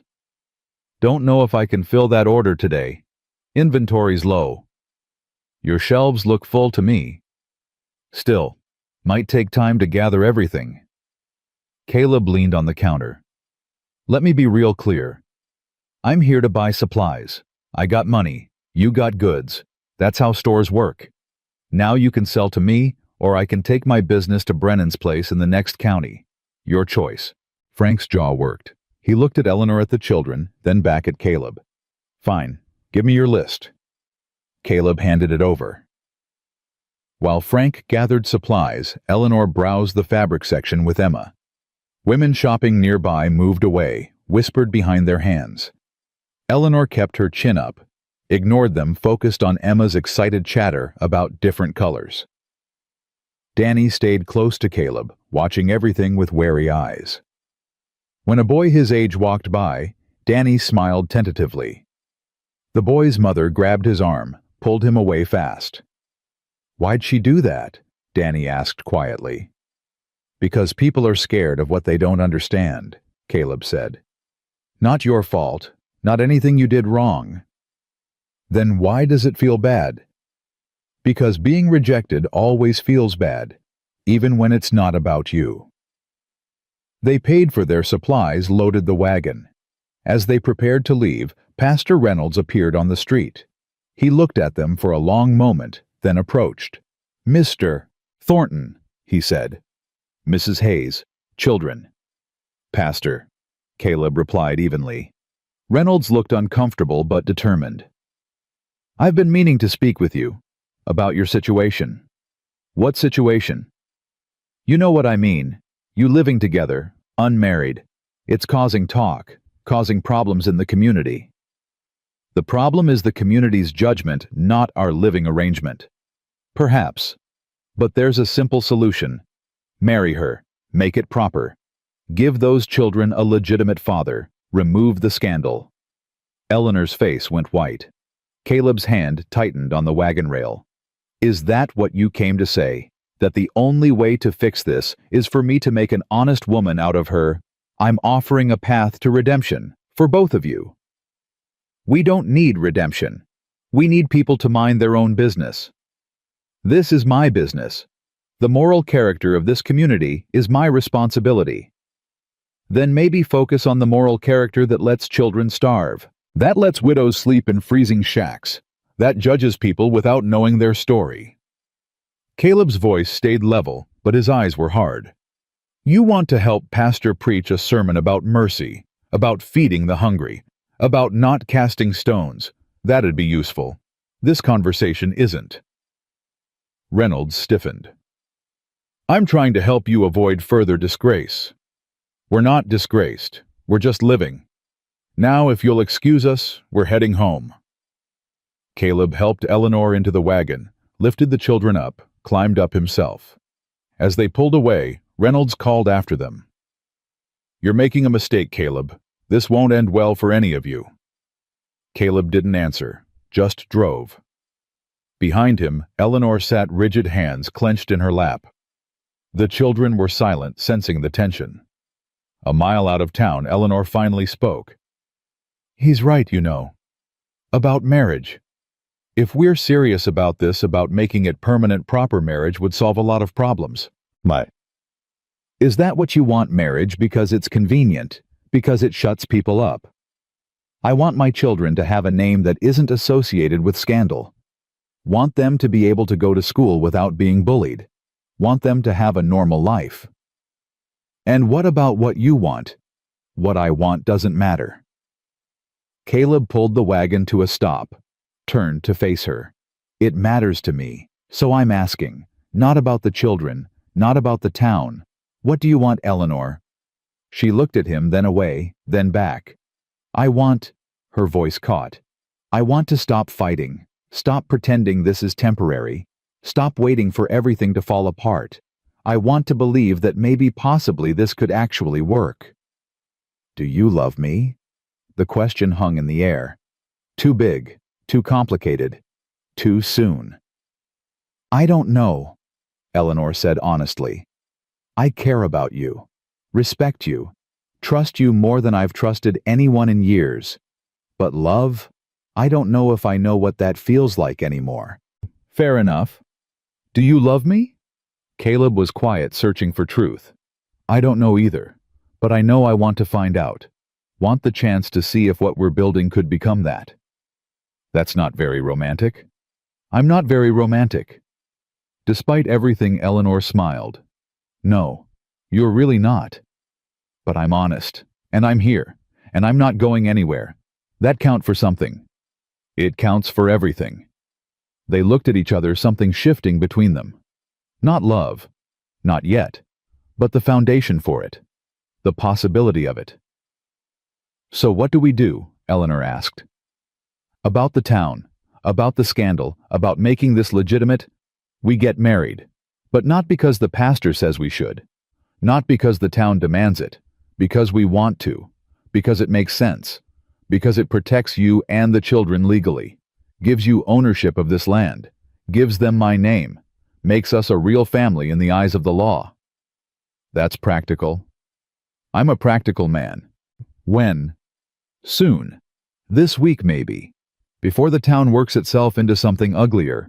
Before more contracts get pulled. Before... He stopped.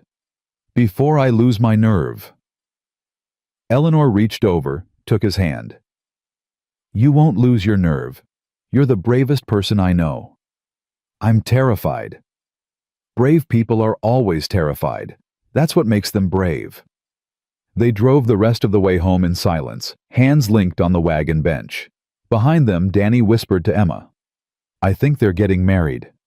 "Really? Really? That means Mr. Thornton would be our papa." Danny thought about this.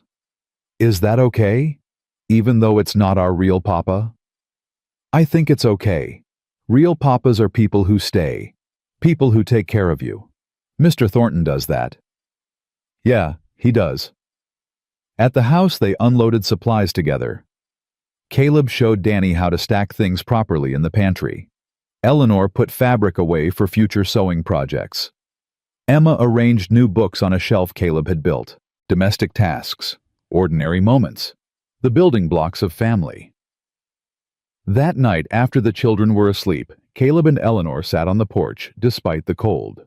Stars, brilliant overhead, their breath clouding in frozen air. "I need to tell you something," Eleanor said. "About Michael. About the money everyone says he stole. You don't have to. I do. Because we're talking about marriage. About forever. And you deserve the whole truth." Caleb waited. Eleanor took a breath. "I don't think Michael stole anything. I think he was killed for knowing too much. The mine collapse that killed him, it wasn't an accident. The supports were rotten. Management knew it. They'd been warned for months, but did nothing because fixing it would cost money. Michael was going to report them. Going to bring in investigators. And 3 days before he was going to do it, the mine collapsed. 17 men died. And suddenly, Michael owed all this money nobody could prove he'd borrowed. From people with connections to the mine owners. You think they killed him and framed him?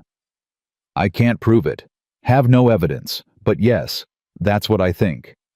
And the town chose to believe he was a thief rather than admit their leading citizens might be murderers. It's easier that way. Cleaner. Her voice went hard.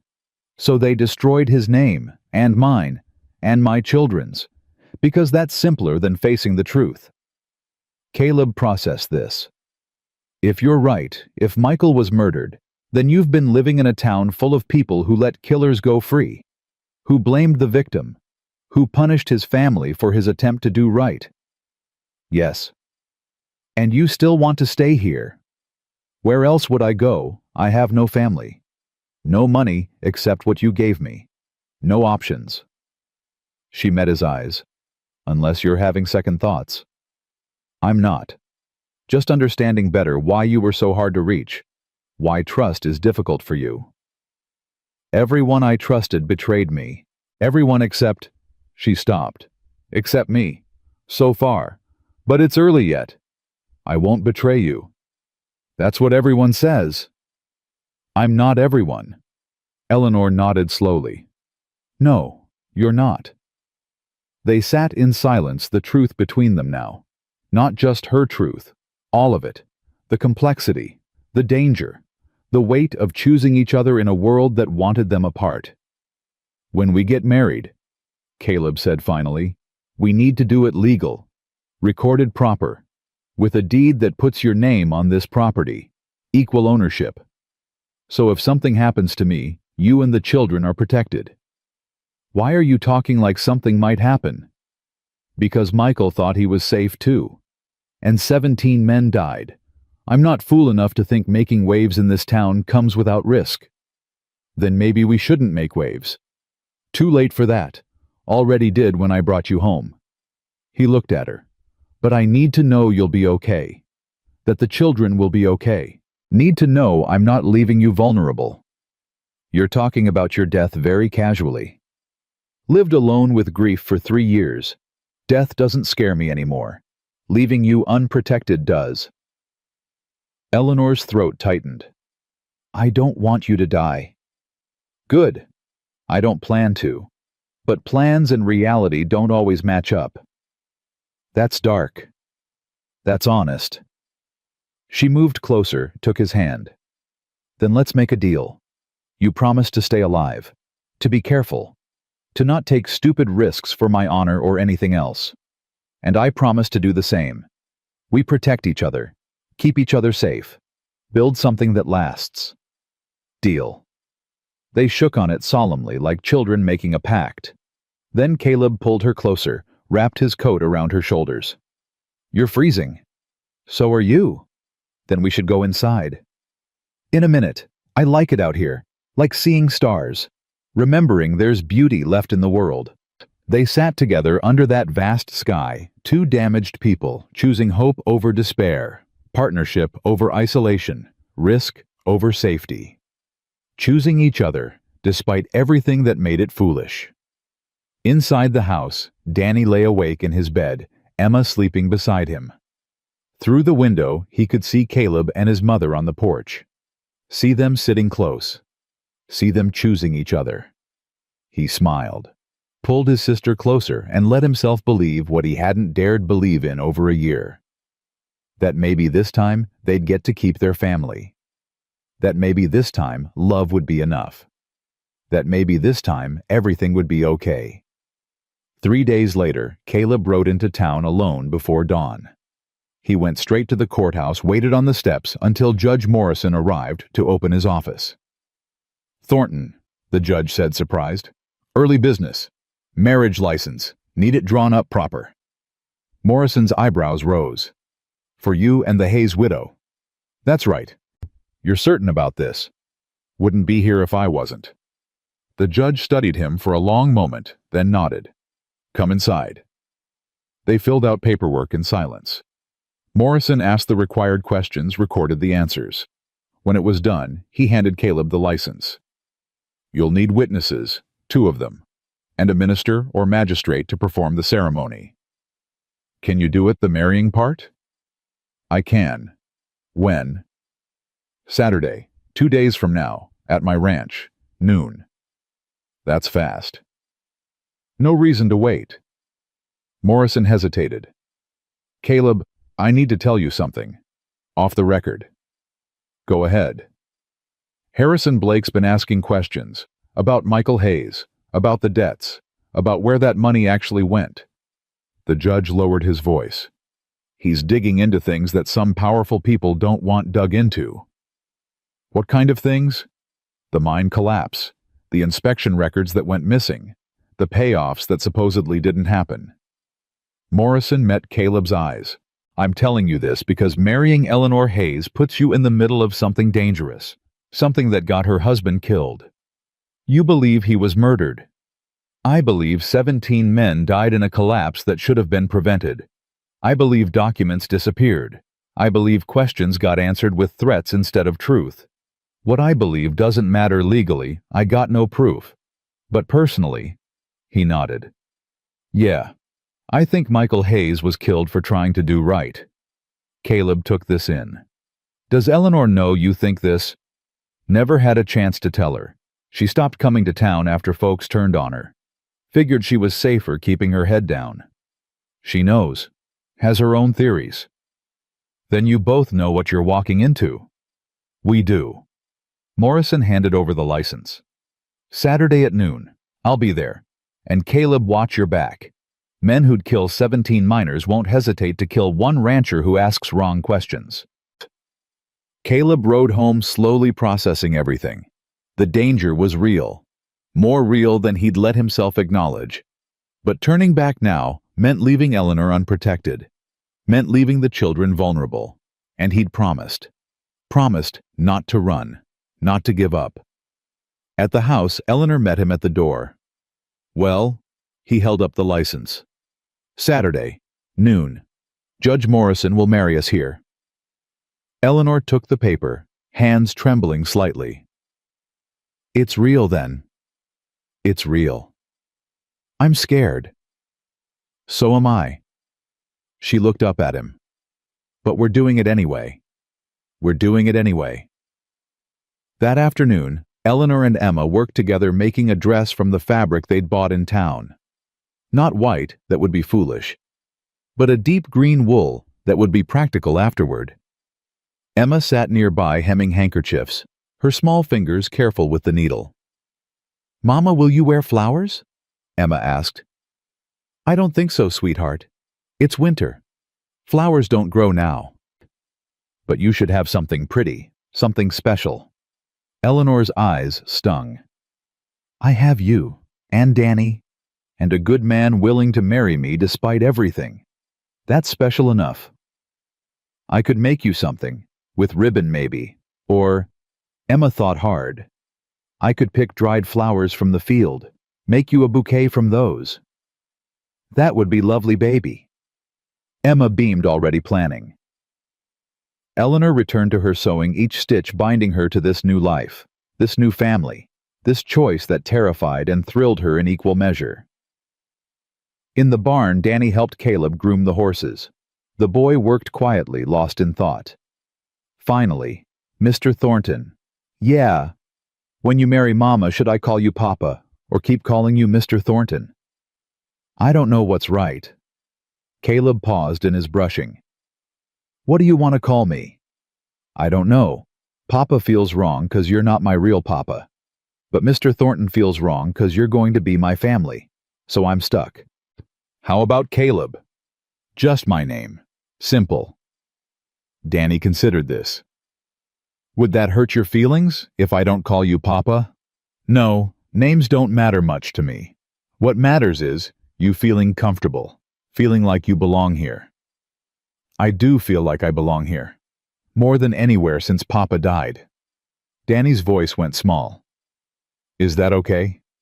That I don't miss our old house, that I like it better here? It's more than okay. It's healthy. Means you're moving forward instead of staying stuck in the past. Do you miss your old life before Mama and us? Caleb thought about this honestly. I miss Rebecca. Miss the son I never got to meet. But do I miss being alone in that house, half dead myself? No. I don't miss that at all. Good. 'Cause I like you better when you smile. Didn't know I smiled. You do now. Not a lot, but sometimes. When Emma says something funny. Or when Mama laughs. Or when I do something right with the horses. Danny grinned. You should do it more. I'll work on it. They finished with the horses, walked back to the house together. Inside, wonderful smells greeted them. Eleanor had made stew biscuits, apple pie from dried apples Caleb had stored last fall. A feast for no reason except joy. They ate together at the table, the four of them talking over each other, laughing, arguing about nothing important. Moments that felt sacred in their ordinariness. Moments that were building something stronger than vows or licenses ever could. After dinner, Caleb pulled out the wooden horse he'd been carving weeks ago. He'd finished it finally, a small toy roughly made, but solid. He handed it to Danny. For me, the boy breathed. For you. Figure every boy needs a horse, even if it's just wood. Danny held it carefully, running his fingers over the carved mane, the legs positioned mid-gallop. It's perfect. It's rough. It's perfect, Danny insisted. He looked at Caleb with shining eyes. Thank you. I'll keep it forever. Emma leaned forward. Can you make me something too, someday when you have time? What would you want? A bird, maybe. Something that flies. I can do that. Eleanor watched this exchange, her heart too full for words. Watched Caleb with her children. Watched them with him. watched a family forming not through blood but through choice, through small kindnesses and patient teaching and carved wooden toys. Friday morning brought unexpected visitors. Eleanor looked out the window to see 2 wagons approaching. She tensed, ready for confrontation. But as they got closer, she recognized Martha Collins Roberts' wife and 2 other women from town. "Caleb," she called. "People coming." He joined her at the window, jaw tightening when he saw who it was. "Stay inside. I'll handle this." "No, we handle it together." They stepped onto the porch as the wagons pulled up. Martha climbed down first, 2 baskets in her arms. The other women followed, also carrying things. "Mrs. Hayes," Martha said formally. "Mr. Thornton, we hope we're not intruding." "Depends on why you're here," Caleb replied. "We heard you're getting married tomorrow. Came to offer help, if you want it." Eleanor stared. "Help? Food for after the ceremony. Some decorations maybe. A wedding shouldn't be completely plain." Martha's voice softened. "I know my husband was part of the group that came here before. Tried to convince you to send Mrs. Hayes away. He was wrong. I told him so. Told him shame on all of us for letting a widow and children nearly starve while we worried about gossip." One of the other women stepped forward. "I'm Sarah Bennett. I didn't know your husband well, Mrs. Hayes, but I knew mine. He worked in that mine. Died in the collapse, too. And I know what it's like when a town turns its back on you. When they blame you for things you can't control." The third woman nodded. "I'm Catherine Moore. My brother died in that collapse, and I've spent 2 years wondering why. Wondering if it could have been prevented. When I heard you were marrying Mr. Thornton, when I heard folks talking about your husband being a thief, I started asking questions, started digging through old records." She met Eleanor's eyes. "Your husband wasn't a thief. He was a truth teller. And he died for it." Eleanor's breath caught. "You found proof. Found enough. Found inspection reports that went missing. Found payments that shouldn't exist. Found a paper trail that leads right to some prominent men in this town." Catherine's voice went hard. "Can't prove murder, but I can prove negligence. Can prove cover-up. And I've sent everything I found to the territorial governor. Let him sort it out." Caleb stepped forward. "That's dangerous. For you. For your family. I know. But my brother's dead. 17 men are dead, and their families have been blamed, shunned, destroyed while the guilty got rich. That's not justice, that's cowardice. That's—" She looked at Eleanor. "Your husband tried to stop it. Died trying. The least I can do is finish what he started." Eleanor's legs went weak. Caleb caught her arm, steadied her. "Michael was telling the truth," she whispered. "All this time he was telling the truth." "Yes, ma'am," Catherine confirmed.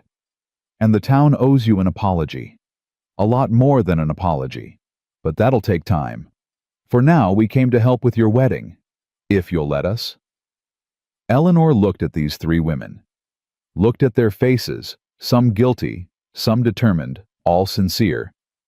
Looked at the baskets they'd brought, the olive branch being offered. "Why now?" she asked. "Why after all this time?" Martha spoke gently. "Because sometimes it takes someone showing courage first before others find theirs. Mr. Thornton showed courage bringing you home, standing by you, refusing to bow to pressure. That made some of us ashamed, made us look at ourselves and realize we'd become the kind of people who let children starve, who let widows suffer, who chose comfort over conscience." She set down her baskets. "We can't undo the past, can't give you back the year you lost, but we can show up now. Do better going forward, if you'll let us." Eleanor looked at Caleb. He squeezed her arm gently. Let her decide. She turned back to the women. "Come inside. I'll make coffee." Over the next hour, the women transformed the house. Martha brought food, ham, potatoes, fresh bread preserves. Sarah brought wild evergreen branches that filled the rooms with forest scent. Catherine brought candles, and her grandmother's tablecloth yellowed with age, but beautiful. Eleanor watched them work, still wary, but beginning to soften. Emma helped arrange branches. Danny carried things where directed. Caleb stayed nearby, protective, but allowing the moment to unfold. "Your dress," Martha asked Eleanor. "Did you make something green wool, practical? It's upstairs. May I see it?" They went upstairs together. Eleanor pulled out the dress, simple but well made. Martha touched the fabric, nodded approval. "It's lovely. Practical but special. Just right." She hesitated. "I have something. Brought it on the chance you'd accept it. My mother's wedding veil. Just lace, nothing fancy. But if you'd like to borrow it." Eleanor's eyes filled. "I couldn't." "You could. Should. Every bride deserves something beautiful. I don't deserve anything from you. From any of you. Not after what this town did." Martha's face crumpled. "You're right. You don't deserve it. But I'm offering anyway. Not to make myself feel better. Not to absolve my guilt. Just because a wedding should be joyful. Should have beauty. And you've had so little of either." Eleanor took the veil, held it up. Delicate lacework, yellowed slightly but still lovely. "Thank you," she whispered. "You're welcome." Downstairs, Sarah and Catherine had engaged Danny and Emma in making decorations from what little they had: pine cones painted with flower paste ribbons tied to branches, simple beauty from ordinary things. "This looks like magic," Emma breathed, watching the house transform. "Magic's just people caring enough to try," Sarah said. "Remember that sweetness. Remember that even when things are dark, there are folks who'll show up with candles." By afternoon, the house glowed with preparation. The women prepared to leave, gathering their things. At the door, Martha turned to Eleanor. "Tomorrow at noon, you'll have more than just us. Word's spreading. Some folks are angry about it, the ones with something to hide. But others are ashamed, wanting to make amends. You'll have witnesses. You'll have support. You won't stand alone anymore." After they left, Eleanor collapsed into a chair, overwhelmed. Caleb knelt beside her. "You okay?" "I don't know. 2 weeks ago, I was eating scraps in a freezing shack. Now I'm getting married with the support of people who hated me. It's too much, too fast." "Want to call it off?" "No. God, no. Just struggling to process that maybe things can actually get better, that maybe we get a happy ending after all." "It's not an ending. Just a beginning." She touched his face. "You're a good man, Caleb Thornton." "I'm a man doing his best. That's all." That night, Eleanor couldn't sleep. She stood at her bedroom window, watching moonlight on snow, thinking about Michael. About the year she'd survived. About tomorrow. A soft knock came at her door. "Mama," Danny's voice. "Come in, baby." Danny entered, Emma behind him. Both looked serious. "We wanted to tell you something," Danny said. "Before tomorrow. Before everything changes." Eleanor sat on the bed, pulled them close. "What is it?" "We think you should marry him," Emma said. "We think it's right." "And we wanted you to know." Danny's voice caught. "We wanted you to know that we're okay. With you loving someone who's not Papa. With us having a new family. Papa would want us to be happy, to be safe, to have enough food." Tears ran down his cheeks. "And we do now. Because of Caleb. So we think Papa would like him. Would thank him for taking care of us."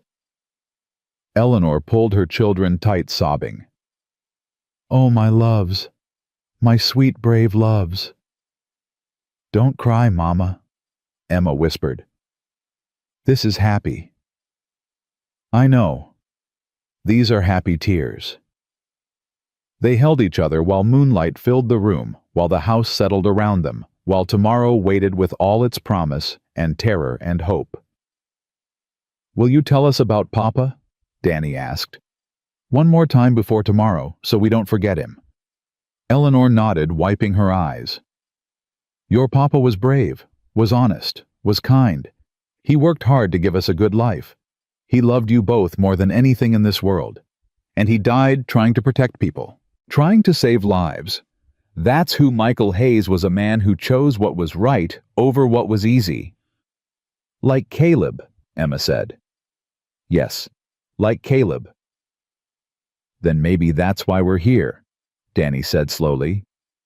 Maybe Papa knew we'd need someone like him, someone who'd choose right over easy, someone who'd protect us. Maybe so, baby, maybe so. She tucked them back into bed, kissed their foreheads, whispered prayers over them. Then returned to her room, stood at the window again. Tomorrow she'd marry a man she'd known less than a month. Tomorrow she'd bind her life to his legally permanently. Tomorrow she'd stand in front of witnesses and promise forever to someone who'd saved her when she'd lost all hope. It should terrify her, and it did. But underneath the terror lived something stronger. Something that felt like faith, like trust, like the beginning of love. Down the hall, Caleb lay awake in his own bed, staring at the ceiling. Tomorrow he'd marry a woman he barely knew. Tomorrow he'd become father to 2 children who weren't his blood. Tomorrow he'd stand up and claim a family, when for 3 years he'd claimed nothing but grief. It should terrify him, and it did. But underneath the terror lived something he'd forgotten he could feel. Something that felt like purpose, like redemption, like the possibility of being whole again.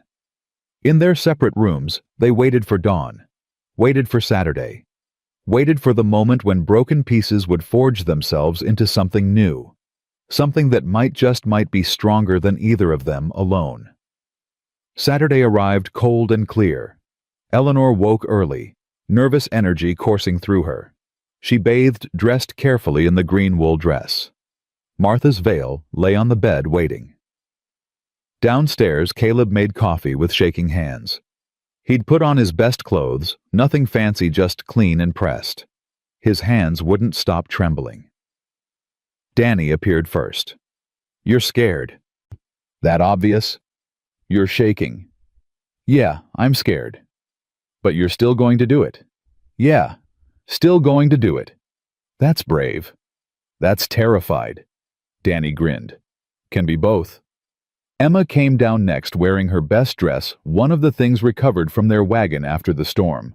She carried a small bouquet of dried flowers and evergreen branches tied with ribbon. "For Mama, I made it." "It's beautiful," Caleb said honestly. "Will she like it?" "She'll love it." At 11:30, wagons started arriving. Martha and her family, Sarah and her children, Catherine and her husband. Then others, the blacksmith, who'd once refused Caleb's business, now carrying his wife and 4 kids. The schoolteacher. The doctor who'd come when Emma was sick. More and more, until the yard filled with people, with witnesses, with community choosing to show up. Eleanor watched from upstairs, disbelieving. "There's so many." "Town's changing its mind," Emma said. "Caleb changed it for them." At noon exactly, Judge Morrison arrived. He stood in the living room now, decorated with evergreen and candlelight and hope. Caleb waited there, Danny beside him. The room filled with witnesses spilling into the kitchen onto the porch. Martha came upstairs, helped Eleanor with the veil. "You ready?" "No." "Good. Best marriages start with fear. Means you understand what you're promising." They walked downstairs together. Eleanor paused at the bottom, looking at all these faces. People who'd scorned her. People who'd let her starve. People who'd now come to witness her redemption. Then she looked at Caleb, saw him standing there terrified but steady. Saw him waiting for her, choosing her. She walked to him, Emma's bouquet in her hands, stood beside him while Morrison opened his book. "Dearly beloved," the judge began, "we're gathered here to witness the joining of Caleb Thornton and Eleanor Hayes in marriage. This isn't just a legal contract. It's a sacred trust, a promise to build something together stronger than either could build alone." Eleanor's hand found Caleb's. He squeezed it tight. Morrison continued. "Caleb, do you take Eleanor as your wife, to love, honor, and protect, in plenty and in want, in joy and in sorrow, for as long as you both shall live. I do. Caleb's voice came steady despite his fear. Eleanor, do you take Caleb as your husband, to love, honor, and stand beside, in plenty and in want, in joy and in sorrow, for as long as you both shall live? Eleanor looked at this man who'd saved her, who'd chosen her, who'd given her children safety and hope and a future. I do. By the power vested in me by the territory of Montana, I now pronounce you husband and wife. Morrison smiled. You may kiss your bride. Caleb leaned down slowly, gave Eleanor time to pull back. She didn't. Their lips met, gently sealing promises they'd only begun to understand. The room erupted in applause. Danny and Emma rushed forward, wrapping around their mother and their new father. The four of them stood together, bound now legally and emotionally. A family. The celebration lasted hours. Food appeared more than they could eat. Music started. Someone had brought a fiddle. Children ran through the house. Adults talked, laughed, welcomed Eleanor back into community she'd been exiled from. As evening approached, people began leaving, each one stopping to speak to Eleanor, to apologize, to promise better. She accepted each apology with grace, though Caleb could see the strain around her eyes. This was healing. But healing hurt. Finally, they were alone. Just the four of them in the quiet house. Emma had fallen asleep on the sofa, exhausted. Danny dozed in the chair. Caleb and Eleanor stood in the kitchen, surrounded by gifts and food and the detritus of celebration. "We're married," Eleanor said, like she couldn't quite believe it. "We're married. I'm Eleanor Thornton now." "You are." She turned the name over in her mind. "It sounds right. Feels right. Good." They stood in awkward silence, suddenly unsure. Married but strangers. Partners but still learning each other. Together but apart. "I should check on the children," Eleanor said. "Get them to bed properly." "I'll help." They carried Danny and Emma upstairs together, tucked them into their beds. The children didn't wake, too exhausted from excitement and joy. Outside their rooms, Eleanor and Caleb stood in the hallway, neither knowing what came next.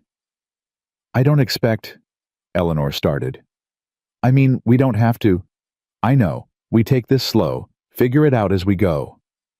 "You're not disappointed." "I'm relieved. Rather build something real than rush into something we're not ready for." Eleanor smiled, some tension easing. "Thank you for understanding. Thank you for taking a chance on this, on me, on us." She reached up, kissed his cheek gently. "Good night, husband." "Good night, wife." They went to separate bedrooms as they had every night before. But tonight felt different. Tonight they were bound legally. Committed permanently. Family, not just by choice, but by vow. Caleb lay in bed listening to his house breathe. Heard Eleanor moving in her room. Heard the children sleeping peacefully. Heard his own heart beating steadier than it had in 3 years. He'd done it. Married. Chosen life over grief. Chosen risk over safety. Chosen love or the possibility of love over the certainty of loneliness. And tomorrow they'd wake up as husband and wife. As mother and father to 2 children who needed them. As partners building something from broken pieces. It wouldn't be easy. The town was changing, but slowly. Business would still suffer. Danger still lurked in the questions Catherine had raised. Life would still throw challenges. But they'd face it together now. Not alone. Together. And that Caleb thought as sleep finally claimed him made all the difference. The week after the wedding brought snow again, heavy and relentless. Caleb and Danny worked together each morning, breaking ice on water troughs, feeding horses, checking fence lines. The boy had grown stronger these past weeks, his face fuller, his movements confident. "Caleb," Danny asked one morning as they hauled hay, "can I ask you something personal?" "Go ahead." "Do you love Mama yet? Or are you still figuring it out?" Caleb paused mid-throw. Looked at this 7-year-old who asked questions most adults wouldn't dare. "I'm figuring it out, but I'm getting closer every day." What's it feel like when you figure it out? Don't rightly know. Never been good at naming feelings. But I reckon you know it when your day feels wrong if she's not in it. When you catch yourself thinking about her smile instead of your work. When protecting her matters more than protecting yourself. Danny thought about this. I think you already love her then. You just don't know it yet. Maybe so. And it's okay if you love her different than you loved Rebecca. Different doesn't mean less. Caleb stared at the boy. You're 7. How'd you get so wise? Mama says suffering either makes you bitter or makes you see things clear. I chose clear. Good choice. Inside, Eleanor taught Emma to bake bread. The little girl's hands worked the dough flour, dusting her nose. Her cough had vanished, color returned, strength rebuilt. She looked like any healthy 8-year-old, now not the half-starved ghost who'd arrived in the storm. Mama, when the baby comes, will you still have time to bake with me? Emma asked suddenly. Eleanor's hands stilled. What baby? The baby you and Caleb will make. That's what happens when people get married, right? They make babies. Eleanor's face flushed. That's not automatic. Sometimes it happens. Sometimes it doesn't. But do you want it to happen? I don't know, sweetheart. It's complicated. Why? Because making a baby means. Eleanor struggled for words appropriate for an 8-year-old. It means being ready, emotionally, practically. It means knowing you can take care of another life. And Caleb and I were still learning how to be married. But you love him, don't you? I care about him very much. That's not what I asked. Eleanor looked at her daughter's serious face. I'm learning to love him. Is that good enough? I guess. But Mama, don't wait too long. Life's short. Papa taught us that. The words hit Eleanor hard. This child who'd lost her father, who'd nearly died herself, understood mortality better than most adults. You're right, baby. Life is short. That afternoon, Caleb received an unexpected visitor. Sheriff Tom Braddock rode up alone, his face grim. Eleanor tensed when she saw the badge memories of other lawmen coming with accusations. But Caleb went out to meet him calm. Sheriff? Caleb, need to talk to you. Private. They walked to the barn. Inside, Braddock removed his hat, turned it in his hands. You heard about Harrison Blake. What about him? He's dead. Found him this morning in his office. Looks like he shot himself. Caleb's gut tightened. Suicide. That's what it's meant to look like. But Harrison was left-handed. Gun was in his right hand. And his office had been searched, papers everywhere, drawers emptied. Someone was looking for something. The mine records. Catherine's evidence. That'd be my guess. Whatever Catherine sent to the territorial governor, it got someone scared enough to kill. And Blake, he was part of the cover-up. Had his hands dirty deep. Braddock met Caleb's eyes. You need to know this puts you and your family at risk. You married Eleanor Hayes. You're protecting the woman whose husband first tried to expose this. That makes you a target. What are you saying? I'm saying be careful. Lock your doors at night. Keep a gun close. Don't go anywhere alone. Braddock's voice dropped. And I'm saying if anything happens to me, there's an envelope in my desk. All the evidence I've gathered. Names, dates, payoffs. Everything. You make sure it gets to someone who'll use it. Why are you telling me this? Because you're one of the few men in this territory I trust. Because you did right by Eleanor when everyone else failed her. And because if they come for you, you deserve to know why. The sheriff put his hat back on. Watch your back, Caleb. These men have killed 17 miners. They won't stop at 18. After Braddock left, Caleb stood in the barn, fear coiling in his stomach. He'd known there was danger. Known marrying Eleanor meant stepping into something dark. But knowing abstractly and facing reality were different things. Inside, Eleanor saw his face read the news before he spoke. What happened? Harrison Blake's dead. Sheriff thinks it's murder made to look like suicide. Eleanor's legs went weak. She sat down hard. Because of what Catherine found. Yeah. So it's starting. The people who killed Michael, who killed 17 men, they're cleaning up loose ends. Seems that way. And we're loose ends now too. Caleb knelt in front of her, took her hands. I won't let anything happen to you. To the children. I promise. You can't promise that. Michael couldn't promise it either. And he's dead. Michael was alone. We're not. We've got people now. Martha, Catherine, Sarah, the sheriff. We're not fighting this alone. They'll come after Catherine next, after anyone who knows too much. Then we protect each other, all of us, together. Eleanor looked at him, fear naked on her face.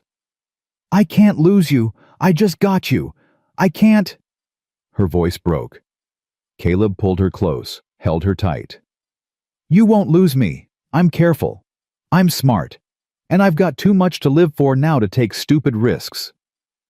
Danny appeared in the doorway. What's wrong? Why's Mama crying? Caleb and Eleanor exchanged glances. They'd promised honesty, no secrets. That meant the children deserved truth even when it was scary. Come here, son, Caleb said. You and Emma both. We need to talk. They gathered around the kitchen table, the four of them. Caleb explained simply, honestly, about Michael's investigation, about the mine collapse, about men who'd rather kill than face justice. Are we in danger? Danny asked, voice steady despite his fear. Possibly. We don't know yet, but we're being careful. What do? We stay close to home. Don't go anywhere alone. Lock doors at night. Pay attention to anything strange. And we trust each other. If something feels wrong, you say so, immediately. No waiting, no being brave. You speak up. Emma's eyes were wide. I don't want anyone to die. No one's going to die, Eleanor said firmly, finding strength for her children. We're going to be smart and careful, and we're going to protect each other. Promise? Emma whispered. Eleanor looked at Caleb. He nodded slightly. Promise, Eleanor said.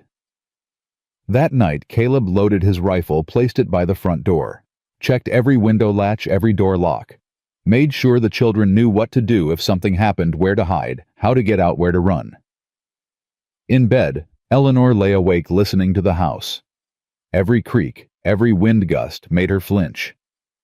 Around midnight, she gave up trying to sleep, pulled on her robe, went downstairs, found Caleb in his chair by the dying fire rifle across his lap. Couldn't sleep either, she asked. Keep thinking I hear things. Probably just wind, but maybe not. She sat on the arm of his chair. This isn't what you signed up for. When you brought us home, you didn't know it would mean this. Wouldn't change it, even knowing. Liar. I'm not lying. Yeah, this is scary. Yeah, I wish we weren't in danger. But I'd rather be scared with you here than safe and alone. Rather risk everything for something real than risk nothing and have nothing. Eleanor's hand found his. I love you. The words hung in the air between them. First time either had said them. First time either had dared. Caleb looked up at her. You sure? I'm terrified. I'm worried sick about my children. I'm angry at the world for being this cruel. But yes, I love you. I think I've loved you since you broke through Murphy's door and said, get your things. Since you carried Danny through that blizzard. Since you stayed up all night with Emma when she was dying. Since you stood in that church and defended me to people who hated me. She cupped his face. You're the best man I've ever known. And I love you. Caleb's throat worked. I love you too. Didn't want to. Tried not to. Seemed safer. But I do. Love you. Love your children. Love this family we've built. Eleanor slid into his lap, wrapped her arms around him. They held each other in the firelight. Two people who'd survived hell, separately choosing to face whatever came together. Make love to me, Eleanor whispered. Not because we're married. Not because it's expected. Because I need to feel alive. Need to feel something besides fear. Caleb searched her face. You sure? I'm sure. He stood, lifted her in his arms, carried her upstairs. In his room, their room now. They came together tentatively at first, then with growing confidence. Two wounded people finding healing in each other's arms. Finding hope. Finding love that had crept up on them when they weren't looking. Afterward, they lay tangled together, Eleanor's head on Caleb's chest, his arms around her. That was, Eleanor started. Yeah. We should have done that sooner. Probably. She smiled against his skin. I like being married to you. I like being married to you too. They drifted toward sleep, safe in each other's arms, fear pushed back by love and warmth, and the simple miracle of not being alone. 2 weeks passed quietly. Too quietly. The town remained tense, waiting for something. Catherine went about her business with armed guards her husband hired. Martha visited Eleanor regularly, never alone. The community that had gathered for the wedding now gathered for protection. Then one night Danny woke to voices outside. Men's voices low and angry. He crept to the window, saw torches. 4 men on horseback, faces obscured by bandanas. He ran down the hall, burst into Caleb and Eleanor's room. There's men outside, with torches. Caleb was up instantly, pulling on pants. How many? Such 4, maybe 5. Eleanor, take the children into the root cellar, the one under the kitchen. Lock yourselves in. Don't come out until I say. I'm not leaving you. You're protecting our children. Go, now. Eleanor gathered Emma, grabbed Danny's hand. They ran downstairs. Behind them, Caleb loaded his rifle, checked his pistol. Stepped onto the porch. The men sat their horses in the yard, torches casting flickering shadows. One rode forward, James Murphy, face uncovered, full of righteous anger. Thornton, we need to talk. It's the middle of the night. Talk in the morning. Can't wait that long. You've become a problem. You and that woman you married. Stirring up trouble. Getting people to ask questions about things that are settled. The only thing settled is that 17 men died and nobody paid for it. Those men died in an accident, nothing more. You keep telling yourself that. Doesn't make it true. Another rider moved forward. Caleb recognized him. Samuel Hendricks, part owner of the mine. We came to make you an offer, Thornton. A generous one. $50,000. All you have to do is take your wife and leave. Tonight. Go somewhere far away and forget everything you've heard. Forget Catherine's accusations. Forget the past. Just go. And if I refuse, then accidents happen. Fires start. People get hurt. Children especially. The threat hung in the cold air. Caleb's finger moved to his rifle's trigger. You threaten my children, you'd better be ready to die for it. There's 4 of us. 1 of you. You might get 1 of us. Maybe 2 if you're lucky. But we'll get you. And then we'll get your family. Maybe. Or maybe the sheriff's already been told you were coming. Maybe he's on his way now with deputies. Maybe you're the ones in danger here. Hendricks laughed. Braddock's in our pocket. Has been for years. Why do you think nothing ever came of Michael Hayes's accusations? Why do you think the investigation went nowhere? Because you're good at covering your tracks. But you missed something.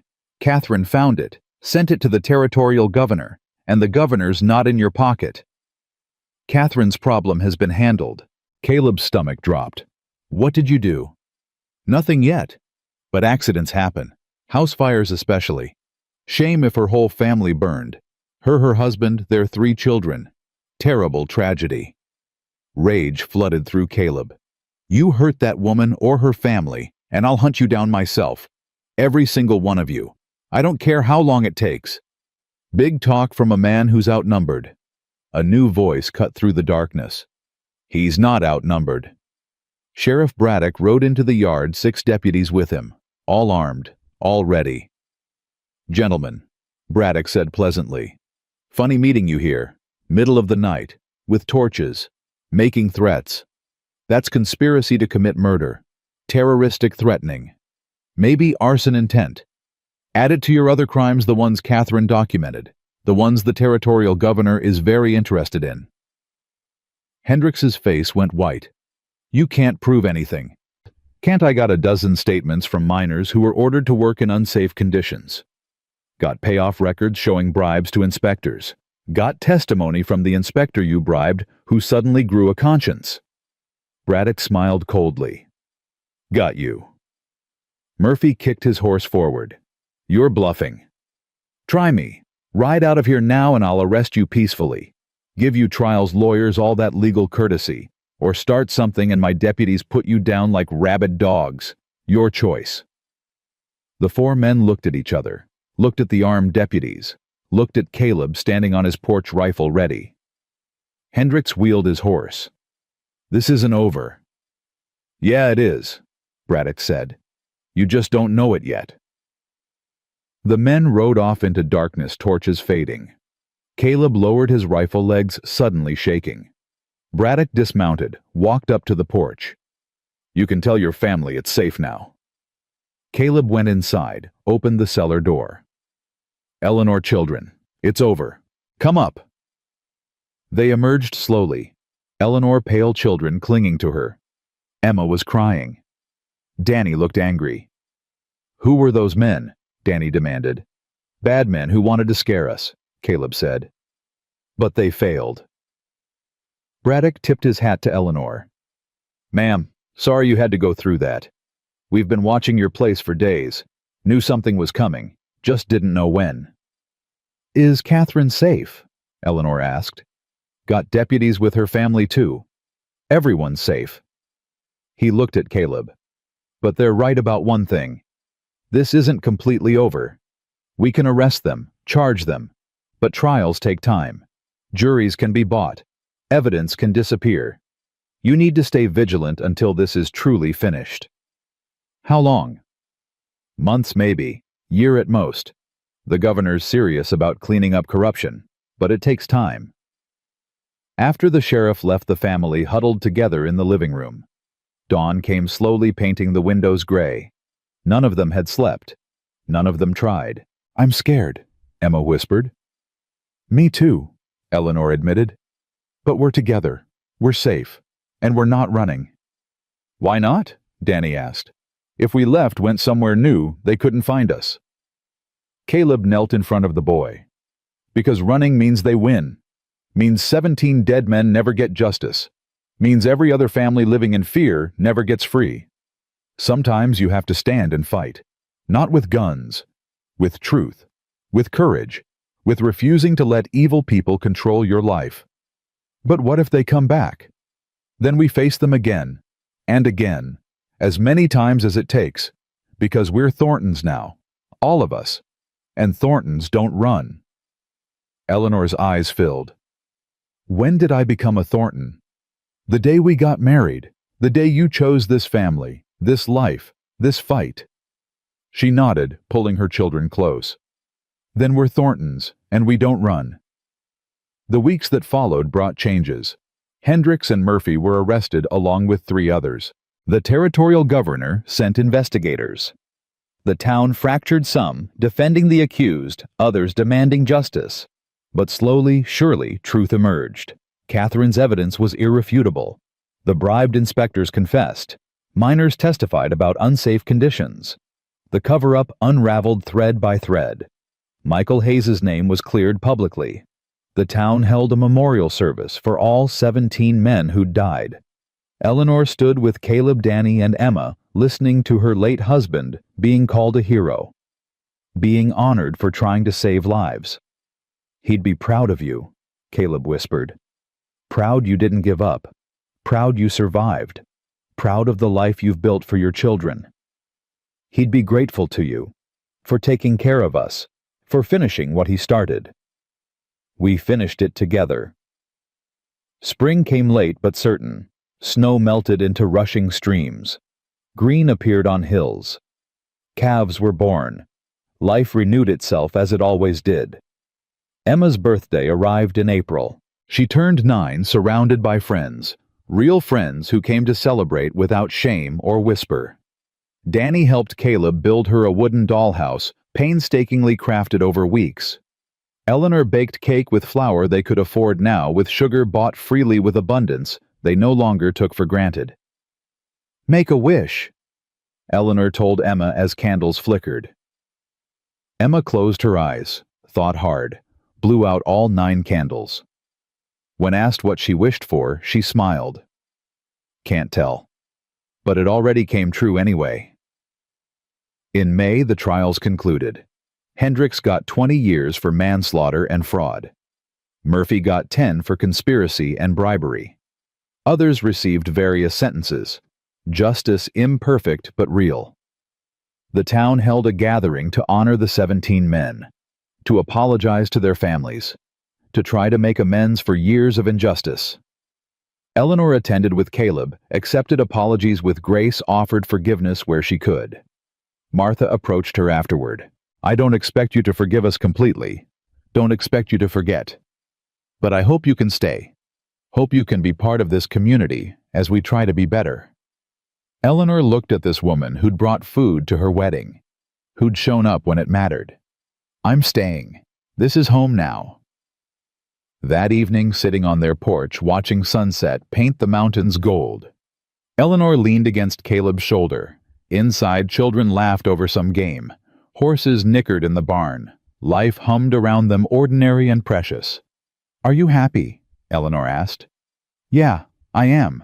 Are you?" "More than I ever thought I'd be again." She took his hand, placed it on her stomach. "And I'm pregnant."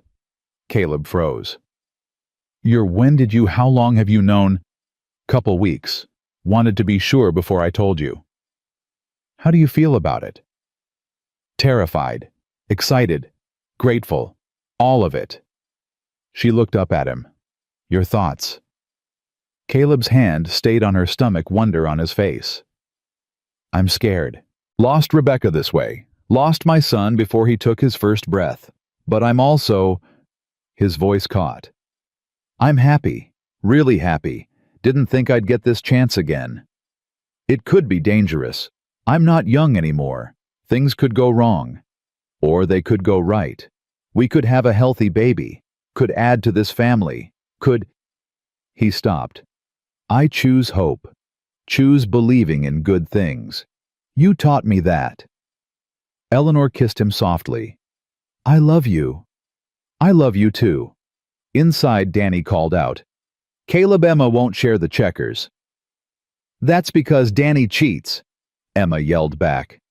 Eleanor laughed. "You should probably referee." "Probably." But they sat a moment longer, holding each other, feeling the life growing between them. Feeling the life they'd built around them. Feeling the impossible miracle of surviving hell and finding heaven on the other side. The years that followed brought joys and sorrows, as all years do. Eleanor's pregnancy progressed smoothly despite her fears. In November, she delivered a healthy son. They named him Michael Caleb, honoring the past and the present both. Danny grew tall and strong, taking over more ranch work each year. Emma developed a gift for healing, helping her mother tend sick neighbors. The baby brought laughter back into corners of the house that had been silent too long. The town continued changing. New families moved in. Old grudges faded. Catherine became mayor, determined to build something better. Martha ran the school. Sarah opened a restaurant where widows and struggling families ate free. On winter evenings, the Thornton family gathered by the fire. Caleb carved toys for the baby. Eleanor rocked in the chair Michael Hayes had made nursing their son. Danny and Emma played checkers, still arguing about cheating. Sometimes Eleanor would look around that room and remember the freezing shack where they'd divided scraps. Remember believing they'd die that way, hungry, cold, forgotten. Then she'd look at her husband, her children, her warm home, her full table. Look at the impossible distance they'd traveled, from despair to hope, from death to life, from alone to family. "What are you thinking?" Caleb would ask, catching her expression. "Just remembering where we started. And being grateful we didn't stop there." He'd pull her close, kiss her forehead. "Me too." The past never truly left them. Michael's memory lived in Emma's kindness. Danny's determination, the chair Eleanor rocked in. Rebecca's memory lived in Caleb's careful tenderness, his fierce protectiveness, his capacity for second chances.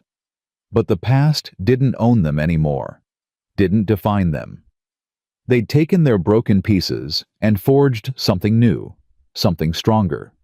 Something that proved love could bloom in ashes, that families could be built from strangers, that courage meant choosing hope when despair seemed easier. On the anniversary of the day Caleb broke through Murphy's door, the day everything changed. Eleanor found him in the barn, grooming Thunder. She leaned against the stall watching him work. "1 year ago today, you saved my life." Caleb looked up. "We saved each other." "No, you saved me, saved my children, gave us a future when we had none. You gave me a reason to live again, gave me purpose, family, love. We're even." She moved closer, wrapped her arms around him. "I never thanked you properly. For seeing us in that shack. For not walking away. For choosing us when you didn't have to.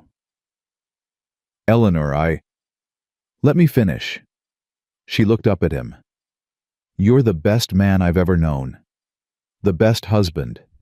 The best father to my children. The best partner I could have dreamed of. And I thank God every day that you broke through that door. That you said, 'Get your things.' That you brought us home." Caleb held her tight emotion thick in his throat. "I love you. Love our family. Love this life we've built. And I'd do it all again. Every hard moment, every scary night, every fight, all of it, for this." They stood together in the barn winter sun slanting through gaps in the boards. Stood where a year ago he'd taught Danny to groom horses. Where children had learned they mattered. Where broken people had learned to trust again. Outside, Danny called that dinner was ready. Emma sang in the kitchen. Baby Michael cried and then quieted, likely picked up by his brother. The sounds of family, of home, of love that had survived impossible odds. Caleb and Eleanor walked hand in hand toward the house, toward their children, toward the life they'd fought for and won, toward every tomorrow they'd face together, because they'd learned the truth that only survivors know, that the human heart is stronger than any storm. That love is worth every risk. That family isn't just blood, but choice. And that sometimes the greatest courage is simply refusing to give up. They'd walked through blizzards and faced down killers. They'd buried the past and built the future. They'd taken scraps and made feasts. They'd transformed desperation into abundance, fear into faith, strangers into family. And standing together on their porch, watching snow begin to fall on land they owned free and clear. Watching children play without hunger or fear, they understood what they'd truly accomplished. They'd survived. They'd healed. They'd loved. And that was everything.